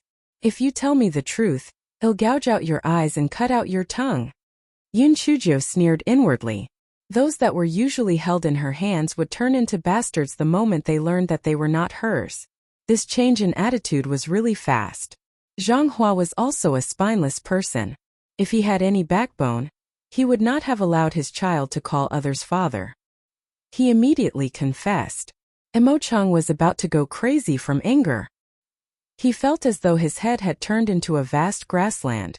Fuck, it was so green that he could not see the end of it.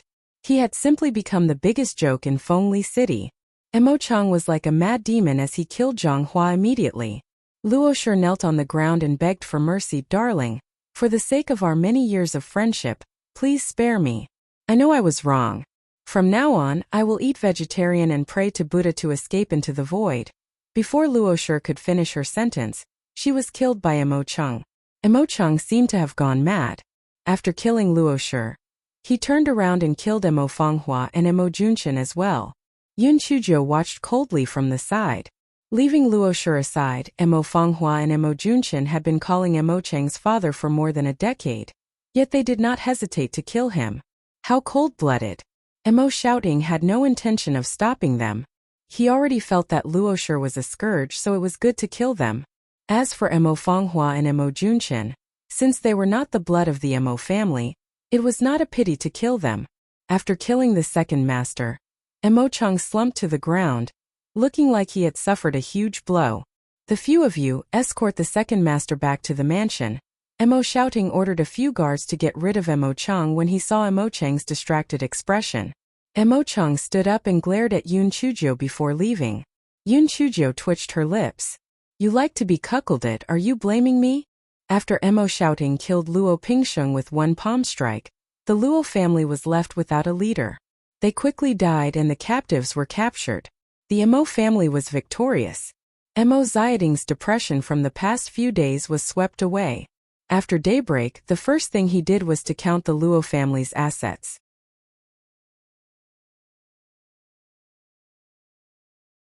However, a strange thing happened. Luo Pingsheng's storage ring was missing. Mo shouting was furious. At that time, he was so focused on cleaning up the mess that he did not even think about removing Luo Pingsheng's storage ring. He had been too careless. Oh, even if he wanted to look for it, there was no way he could find it. There were so many people who might have stolen it. It was even possible that a guard from the Luo family had taken it. He could only blame his bad luck. Fortunately, the Luo family's shops and properties were worth quite a bit of money. So, the person who stole the ring did not dare to take out the deed openly.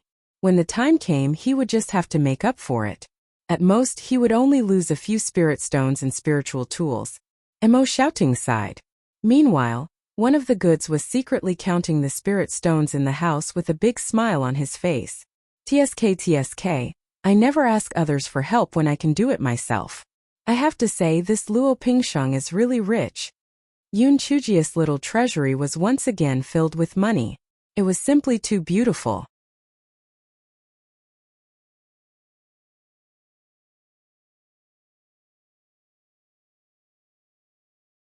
After the Luo family's matter came to an end, Mo Peng and Mo Chong ran to Mo Xiaoding's study room with extra diligence.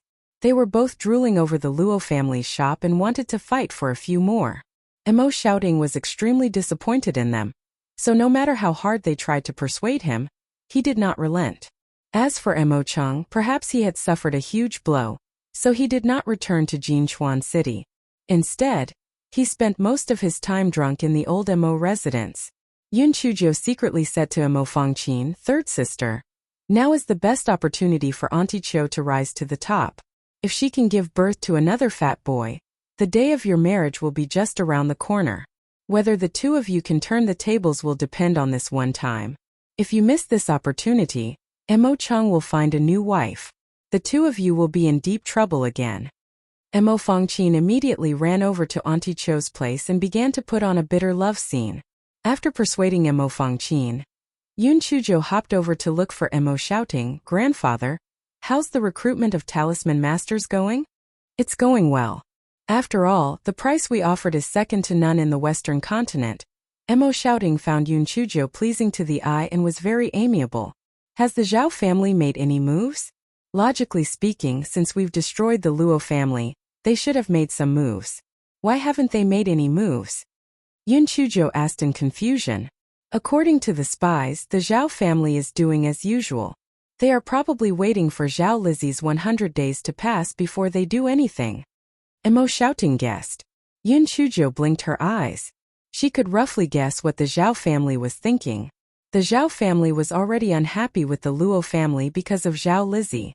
Since the Luo family had already been destroyed, there was no point in them coming to interrogate them. So, it was better to wait for Zhao Lizzie's 100th day to pass and marry her.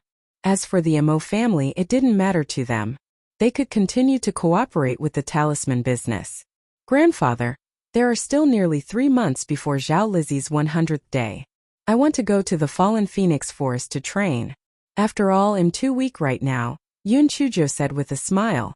Emo Shouting frowned. "Fangchao, you have a heavenly lightning spiritual root.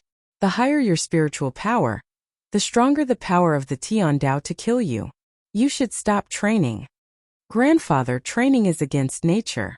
It won't be easy for the Tian Dao to kill me. Besides, even if I don't train, I can't guarantee that the Tian Dao won't kill me. Why don't I increase my spiritual power so that I can withstand a few more bolts of lightning?" Emo Shouting noticed Yun Chuzhou's firm attitude and knew that even if he didn't agree, Yun Chuzhou would think of a way to get him to agree.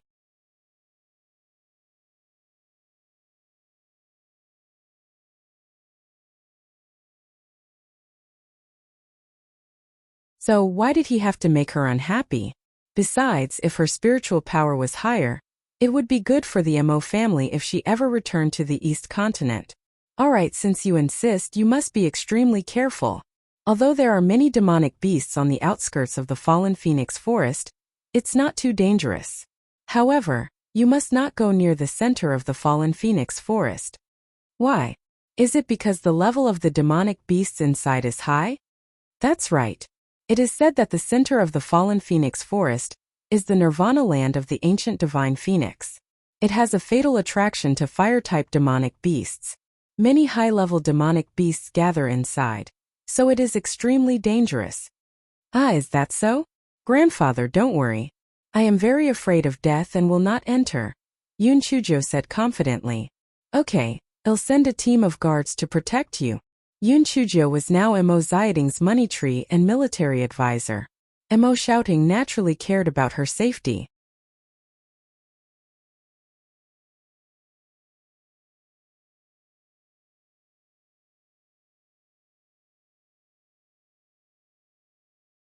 "Grandfather, I'm going for a trial. If I bring so many people there, it won't be as effective as a trial. I'll just bring Heisher and the other 6. Besides, I'll just walk around the edges and won't encounter any powerful demonic beasts." Yun Chuzhou thought, what a joke. Why would I bring a bunch of spies to go for a trial?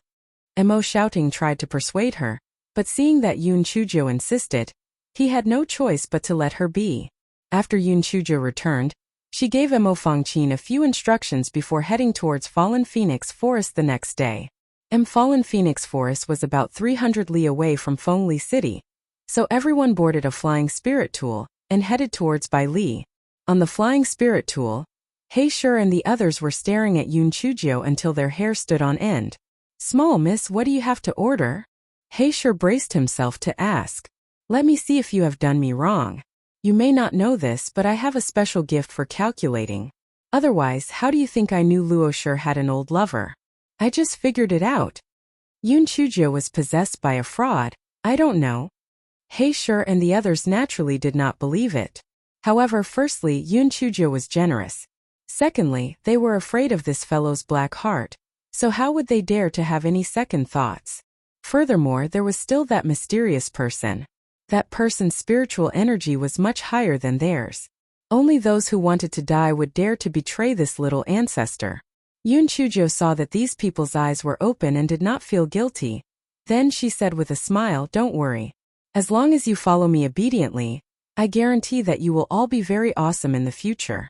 The Western continent is nothing. I want you all to be well-known figures in the Eastern continent in the future." Heisher and the others expressed their gratitude to show their loyalty, but they felt that Yoon Chujio's bragging was too big.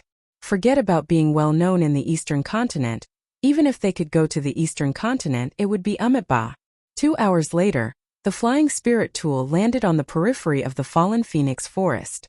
Yoon Chujio jumped down from the flying spirit tool. She rolled up her sleeves and said, "When you encounter demonic beasts later, don't make a move. Let me do it. Do you hear me? I'm suffocating." The corners of Heisher and the others' mouths twitched. It wasn't a good thing. Who would snatch it from you? However, this little ancestor really did not know his limits. "You are only at the second level of the spiritual venerable realm. What are you trying to do? It would be difficult for you to deal with a 26th level demon beast. Let's see if you let us help you then." And Feng naturally followed them, but he flew his own flying spirit tool and followed behind them at a distance.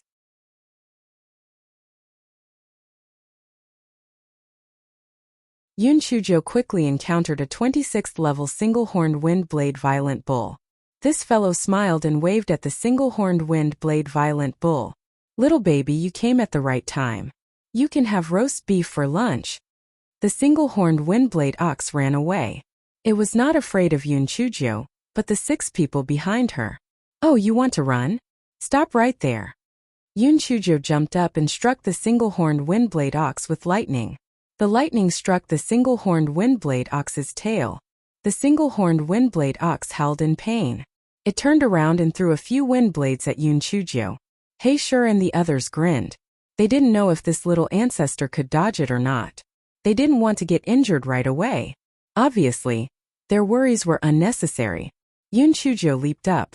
Not only did she dodge the wind blades, but she also threw a few lightning bolts at the single-horned windblade ox's horn. The man and the ox tangled together.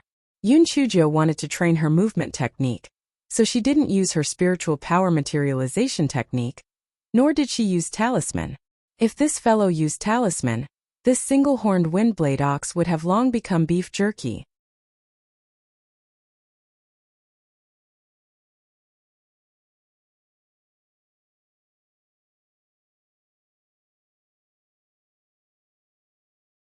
Heisher and the others were amazed.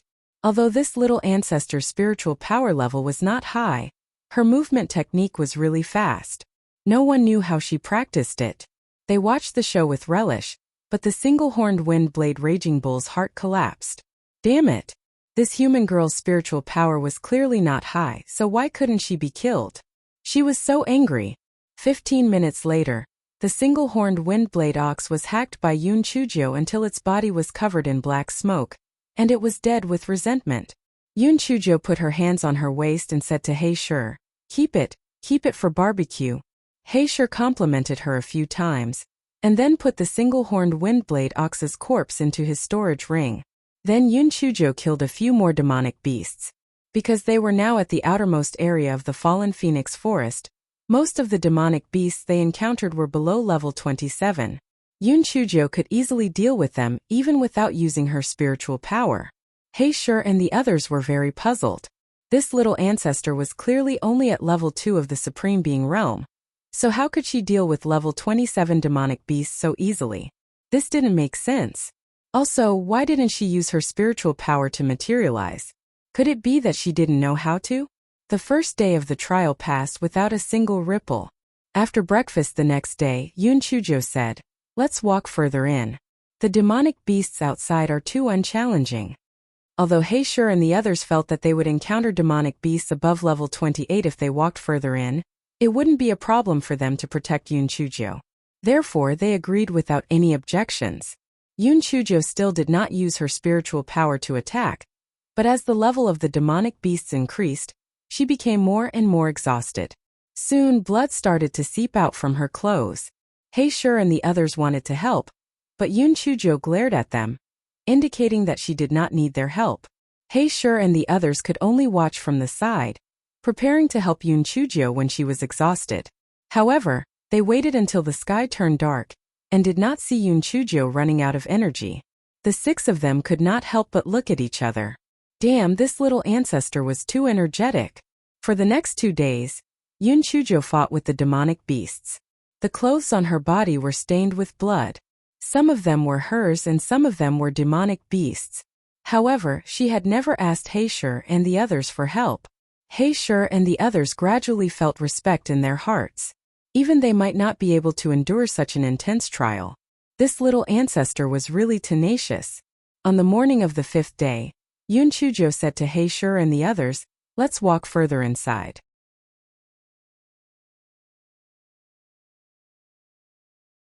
The demonic beasts on this level are no longer a challenge to me. Miss, there are demonic beasts above the 30th level. The 30th level is equivalent to the 9th level of the spiritual venerable realm for human cultivators. Can you do it?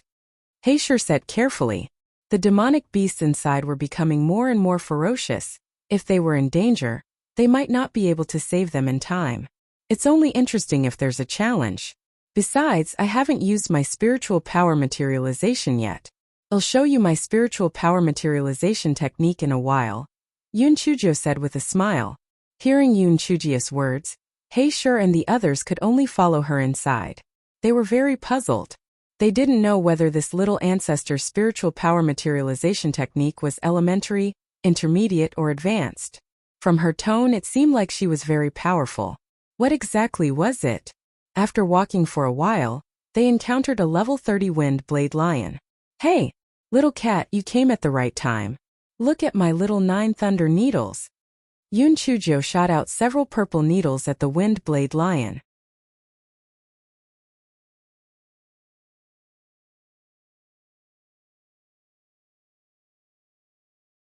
Haeshur and the others were dumbfounded. Not to mention that the lion and the cat were indistinguishable. The spiritual energy that you materialized was actually a needle? Oh my god. Is it because we are lacking in experience? Or is this little ancestor's spiritual energy materialization too strange? How did he materialize a needle? This isn't a joke. No wonder this little ancestor did not use spiritual energy materialization. The spiritual energy needle that materialized was even inferior to the purple lightning. This spiritual power needle was only as thick as an embroidery needle. Even if the Windblade Lion did not dodge, it would be fine. This was simply too weak. The Windblade Lion clearly had the same thought. It felt that the human in front of it was simply too weak. It wanted to deal with this broken thing that was materialized. Dream on. The Windblade Lion rolled its huge eyeballs. Not only did it not dodge, but it pounced on the purple needle instead. It had a plan in its mind. Even if the spiritual energy needle hit its body, it would only scratch the itch. It would be better to take this opportunity to bite Yoon Chujo to death. Haeshur and the others saw the Windblade Lion pouncing towards Yoon Chujo and immediately exclaimed, "Miss, quickly dodge." They did not expect Yoon Chujo to not move at all. She stood in place and looked at the Windblade Lion with a smile. Haeshur and the others' heads buzzed. The Windblade Lion was too close to Yoon Chujo. It was too late for them to act now. Little ancestor, aren't you courting death? Could it be that you came to the fallen phoenix forest to commit suicide? Just as Haeshur and the others were about to collapse, they heard several explosions mixed with the screams of the Windblade Lion. Everyone focused their eyes and saw that the Windblade Lion's body was constantly exploding. The Windblade Lion was rolling on the ground in pain. Haeshur and the others felt that their heads were not enough. What was going on? Did the little ancestor use a talisman? They did not see her use it. Moreover, if she used a talisman, it would also start to explode from the outside. It was obvious that the Windblade Lion started to explode from the inside. What was going on? At this moment, Yun Chujio threw a few more purple spiritual needles at the Windblade Lion. As the purple spiritual needles pierced into the Windblade Lion's body, the sounds of explosions rang out continuously. He Shi and the others were dumbfounded. So the spiritual needles could explode? Fuck, wasn't this too abnormal? There was such a materialization technique? This was simply a sharp weapon that pretended to be a pig to eat a tiger. Although this was a beginner-level materialization technique, its power was even more powerful than an intermediate-level materialization technique.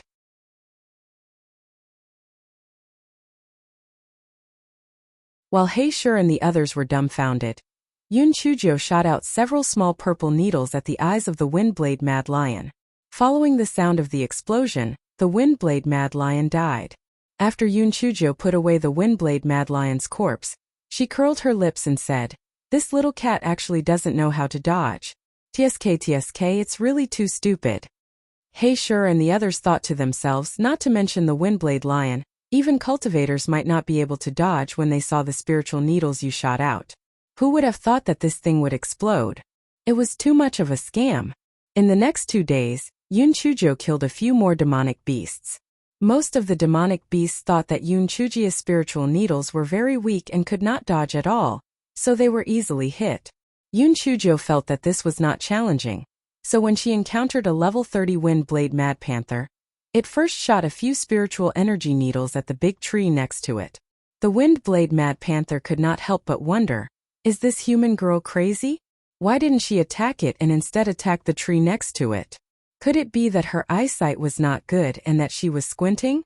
Just as the wild Windblade leopard was thinking, it heard a few explosions coming from the side. Several large holes were blasted out from the big tree. If it wasn't for this iron core tree being hard, it would probably have been blown apart. Kitten, did you see that?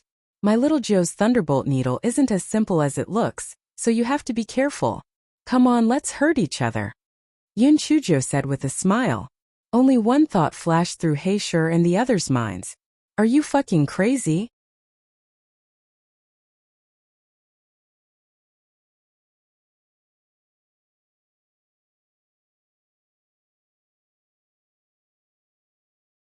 He Shi and the others were dumbfounded. What kind of trick is this little ancestor playing? This is the first time I've heard of him telling his trump card before a fight. Are you out of your mind? That Windblade Mad Panther was clearly confused as well. Didn't they say that humans were sinister and cunning? Why does this little girl seem to be not very smart? Yun Chujio saw the wild Windblade Panther standing there in a daze. She raised her voice and said, "Hey, little cat, could it be that my little 9 thunderbolt needles scared you silly? Are you going to fight or not?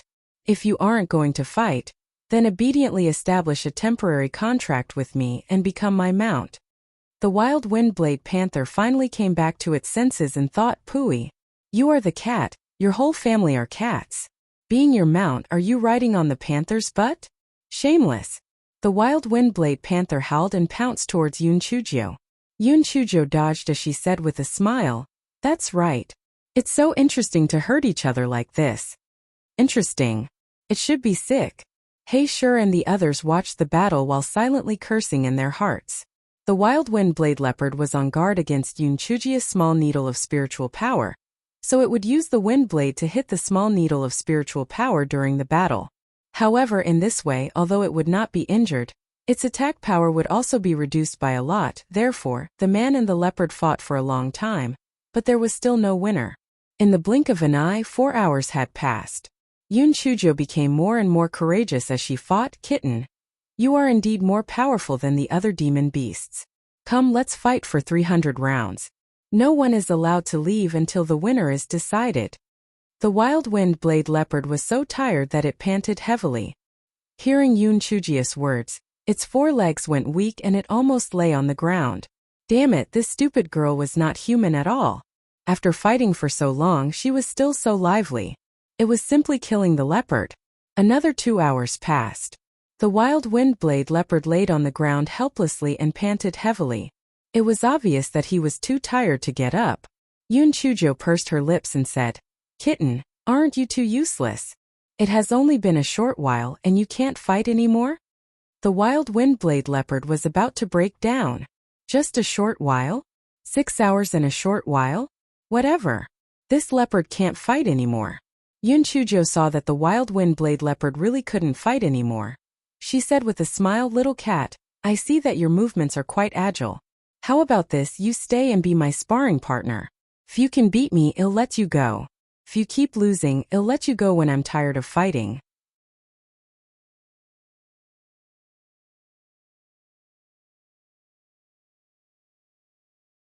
The wild wind-blade leopard was still gasping for air. But when it heard Yun Chujo's words, it fainted.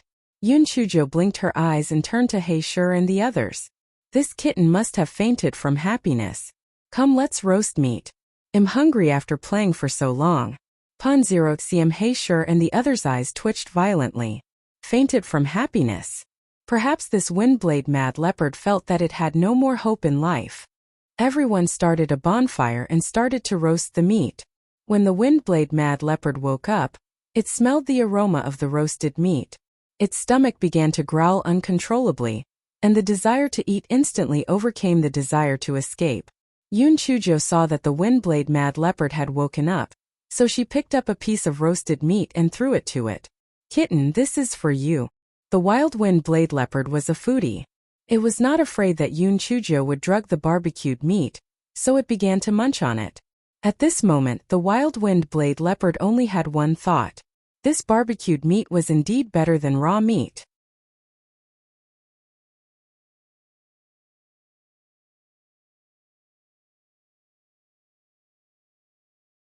He Shi and the others saw that not only did the wind-blade mad leopard not run away, it even started to eat the roasted meat.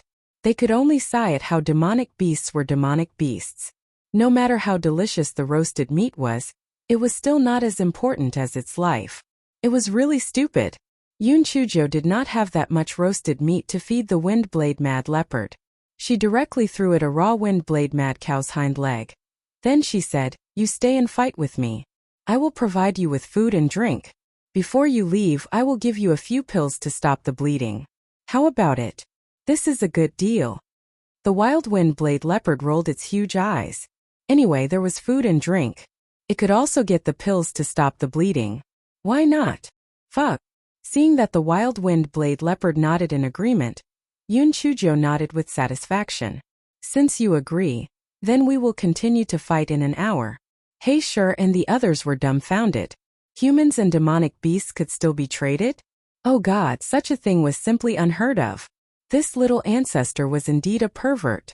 An hour later, Yun Chujo and the wild wind-blade leopard started fighting again. 6 hours later, the miserable wild wind-blade leopard collapsed to the ground again. This fellow regretted it. Oh my God. This was not a fight. This was the rhythm of exhausting the leopard to death. SOB sobbed. This leopard regretted it. However, when the aroma of the roasted meat spread again, this guy felt that it was not a big deal. If he was tired, so be it. This way he could quickly increase his spiritual power. Therefore, in the next few days, the wild wind-blade leopard kept repeating the cycle of regret and no regret. Yun Chujo felt that the wild wind-blade panther was no longer challenging, so she said mercifully, "Kitten, you can go now."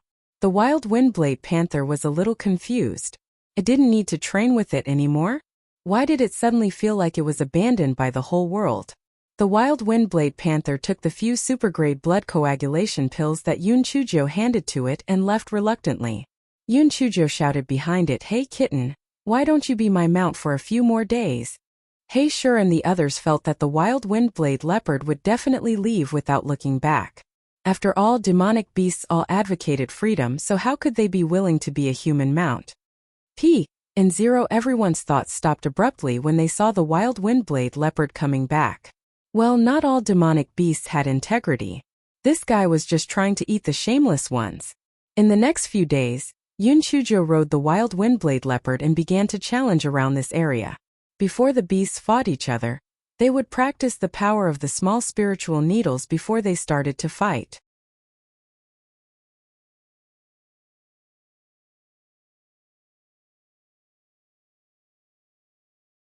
After beating the beasts until they were half dead, they didn't kill them. Instead, they waited until the beasts recovered their strength before they started the second round of fighting. It was an endless cycle until the beasts felt that it was no longer challenging. Only then would they let go of the beast that was tormented so much that it wanted to commit suicide. Very quickly, all the demonic beasts in this area knew that a freaking pervert riding a leopard had come to the fallen phoenix forest. Fire, lightning, and pervert, they all hid from her. Hence, Yun Chujo tragically discovered that all the demonic beasts in this area had disappeared. What's going on? Where did all the demonic beasts go? Forget it, since there are no more demonic beasts in this area, let's go deeper in. Yun Chujo sat on the body of the wild wind blade leopard and said while stroking her chin. Although Heisher and the others couldn't figure out the thoughts of the demonic beasts, they could still guess some of them. How dare you ask? Those demonic beasts must have fled with their families. With your fighting style, not to mention the demonic beasts, even humans would collapse, okay?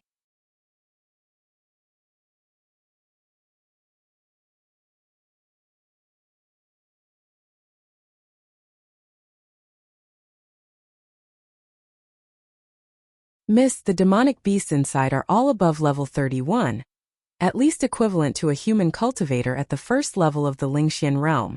Although you can challenge those at a higher level, the gap between the Lingxian realm and the spiritual venerable realm is like a gully. You'd better not take the risk, Heisher advised earnestly. This is the only way to have a challenge. What's there to be afraid of? If not, I still have talismans. Blow it up. Kitten, don't go in. You'll probably be scared to death when you see those high-level demon beasts. Yun Chujo jumped down from the body of the wild wind blade leopard. She patted the wild wind blade leopard and said, although the wild wind blade leopard couldn't bear to barbecue meat, it was more afraid of the high-level demon beasts inside. It could only turn around and leave reluctantly. Little cat, if you want to eat barbecue meat, it'll give you an idea. Since you're still a single leopard, can't you just find a fire-type demon beast as your wife? Whenever you want to eat barbecue meat, just let your wife barbecue it for you. Yun Chujo shouted as she pulled her neck. The wild wind blade leopard suddenly felt that it had opened the door to a new world. What the little girl said made sense. If I find a fire-type demon beast as my wife, everything will be solved. That's great. Thus, Heisher and the others saw the wild wind blade leopard leave with 4 legs. The corners of everyone's eyes twitched violently. For the sake of a mouthful of roasted meat, they didn't even consider the difference in race. This might be the highest realm for foodies. Everyone continued to advance into the fallen phoenix forest, and very soon, they met a wild windblade bear. Heisher hurriedly said to Yun Chujo, Miss, although this wild windblade bear is a level 31 demon beast, its body is extremely strong and difficult to deal with. It's better if we work together to kill it. Yun Chujo waved her hand. I'll try it first. If it doesn't work, you guys can attack again. Heisher could only give a few more instructions before he watched the battle from the side with fear. That wind-edge violent bear didn't put Yun Chujo and the others in its eyes at all. Although its spiritual power wasn't as high as Heisher and the others, its skin was thick and it had the geographical advantage. If it couldn't beat them, it would just run away. Unexpectedly, those people just stood by the side and didn't move. Instead, a little girl with the lowest spiritual power walked up and said with a smile, Little bear, I see that your bones are very strange. You're a good sparring partner. Stay and be my sparring partner for a few days. The violent windblade bear opened its eyes wide and didn't react for a long time. Was this little girl a lunatic or a fool? Little bear? Such a small one actually said it was small.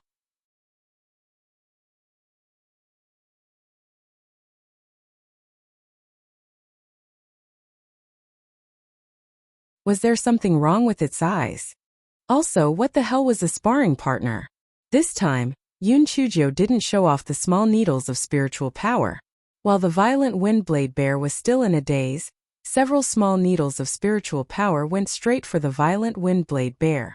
The violent windblade bear obviously didn't care about the small needles of spiritual power either. It randomly used its claws to pull off a portion. Although the remaining small needles of spiritual power shot onto its body, they couldn't penetrate its hard fur at all. After the explosion, only a few tufts of its fur were burnt. Sure and the others became even more worried when they saw this. It seemed that the small spiritual needles could deal with low-level demon beasts, but its effect on high-level demon beasts was really limited. They didn't know if this little ancestor could use the intermediate physical transformation technique. Oh, the violent windblade bear saw that a few tufts of its fur had been burnt. It flew into a rage out of humiliation and threw a few huge wind blades at Yun Chujio. Although Yun Chujio had dodged the wind blades, she was in an extremely sorry state. A part of her hair had even been cut off. This fellow was furious. Fuck! Little bear, how dare you touch my hair? If I don't shave you into a bald bear today, I won't be human.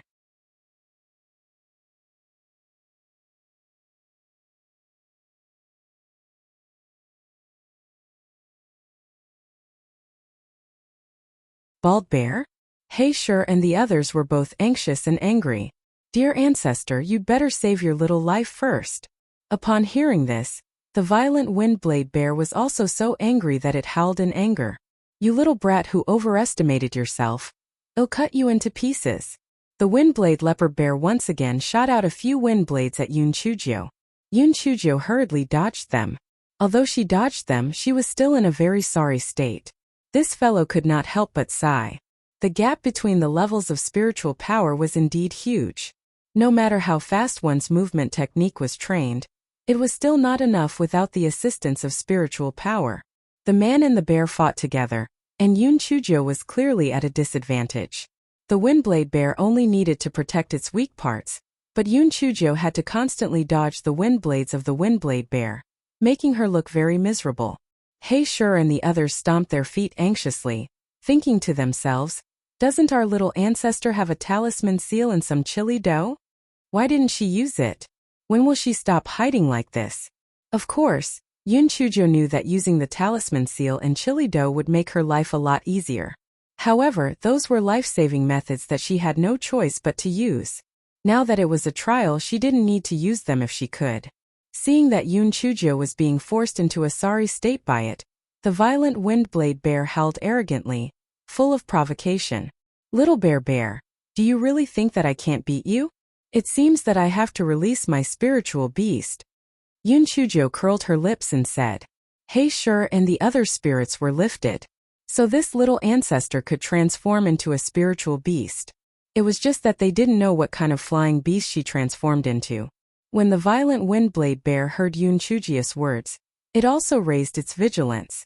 What was this brat's spiritual beast? From what she said, it seemed to be very powerful. It was better to be careful. Yun Chujio raised her hand, and a cute little piglet of spiritual power pounced towards the violent windblade bear.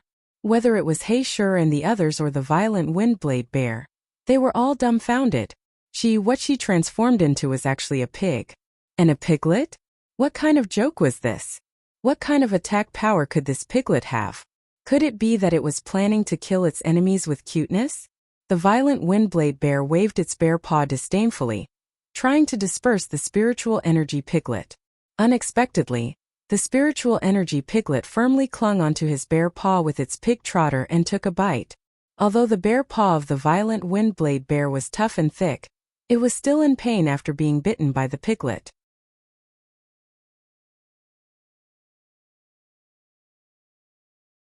It quickly shook and pulled the piglet, finally breaking it apart.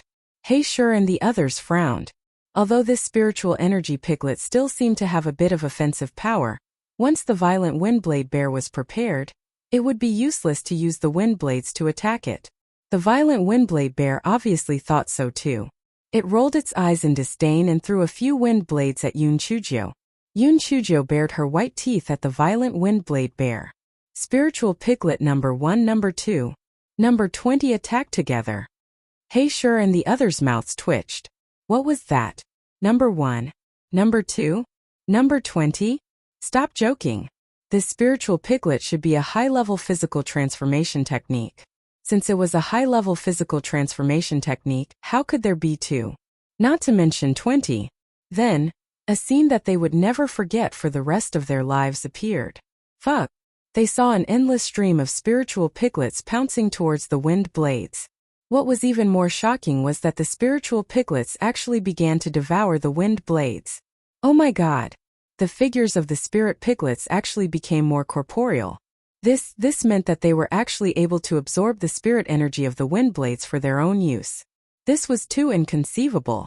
You're tuning in to the Lee May's Sword of Destiny YouTube channel. We're so grateful for your support, and don't forget to subscribe to join us on this incredible journey through captivating stories. Your generosity through donations truly makes a world of difference, as it's the primary source of revenue that allows me to expand and enhance this channel for you. Thank you from the bottom of my heart for being a part of this adventure.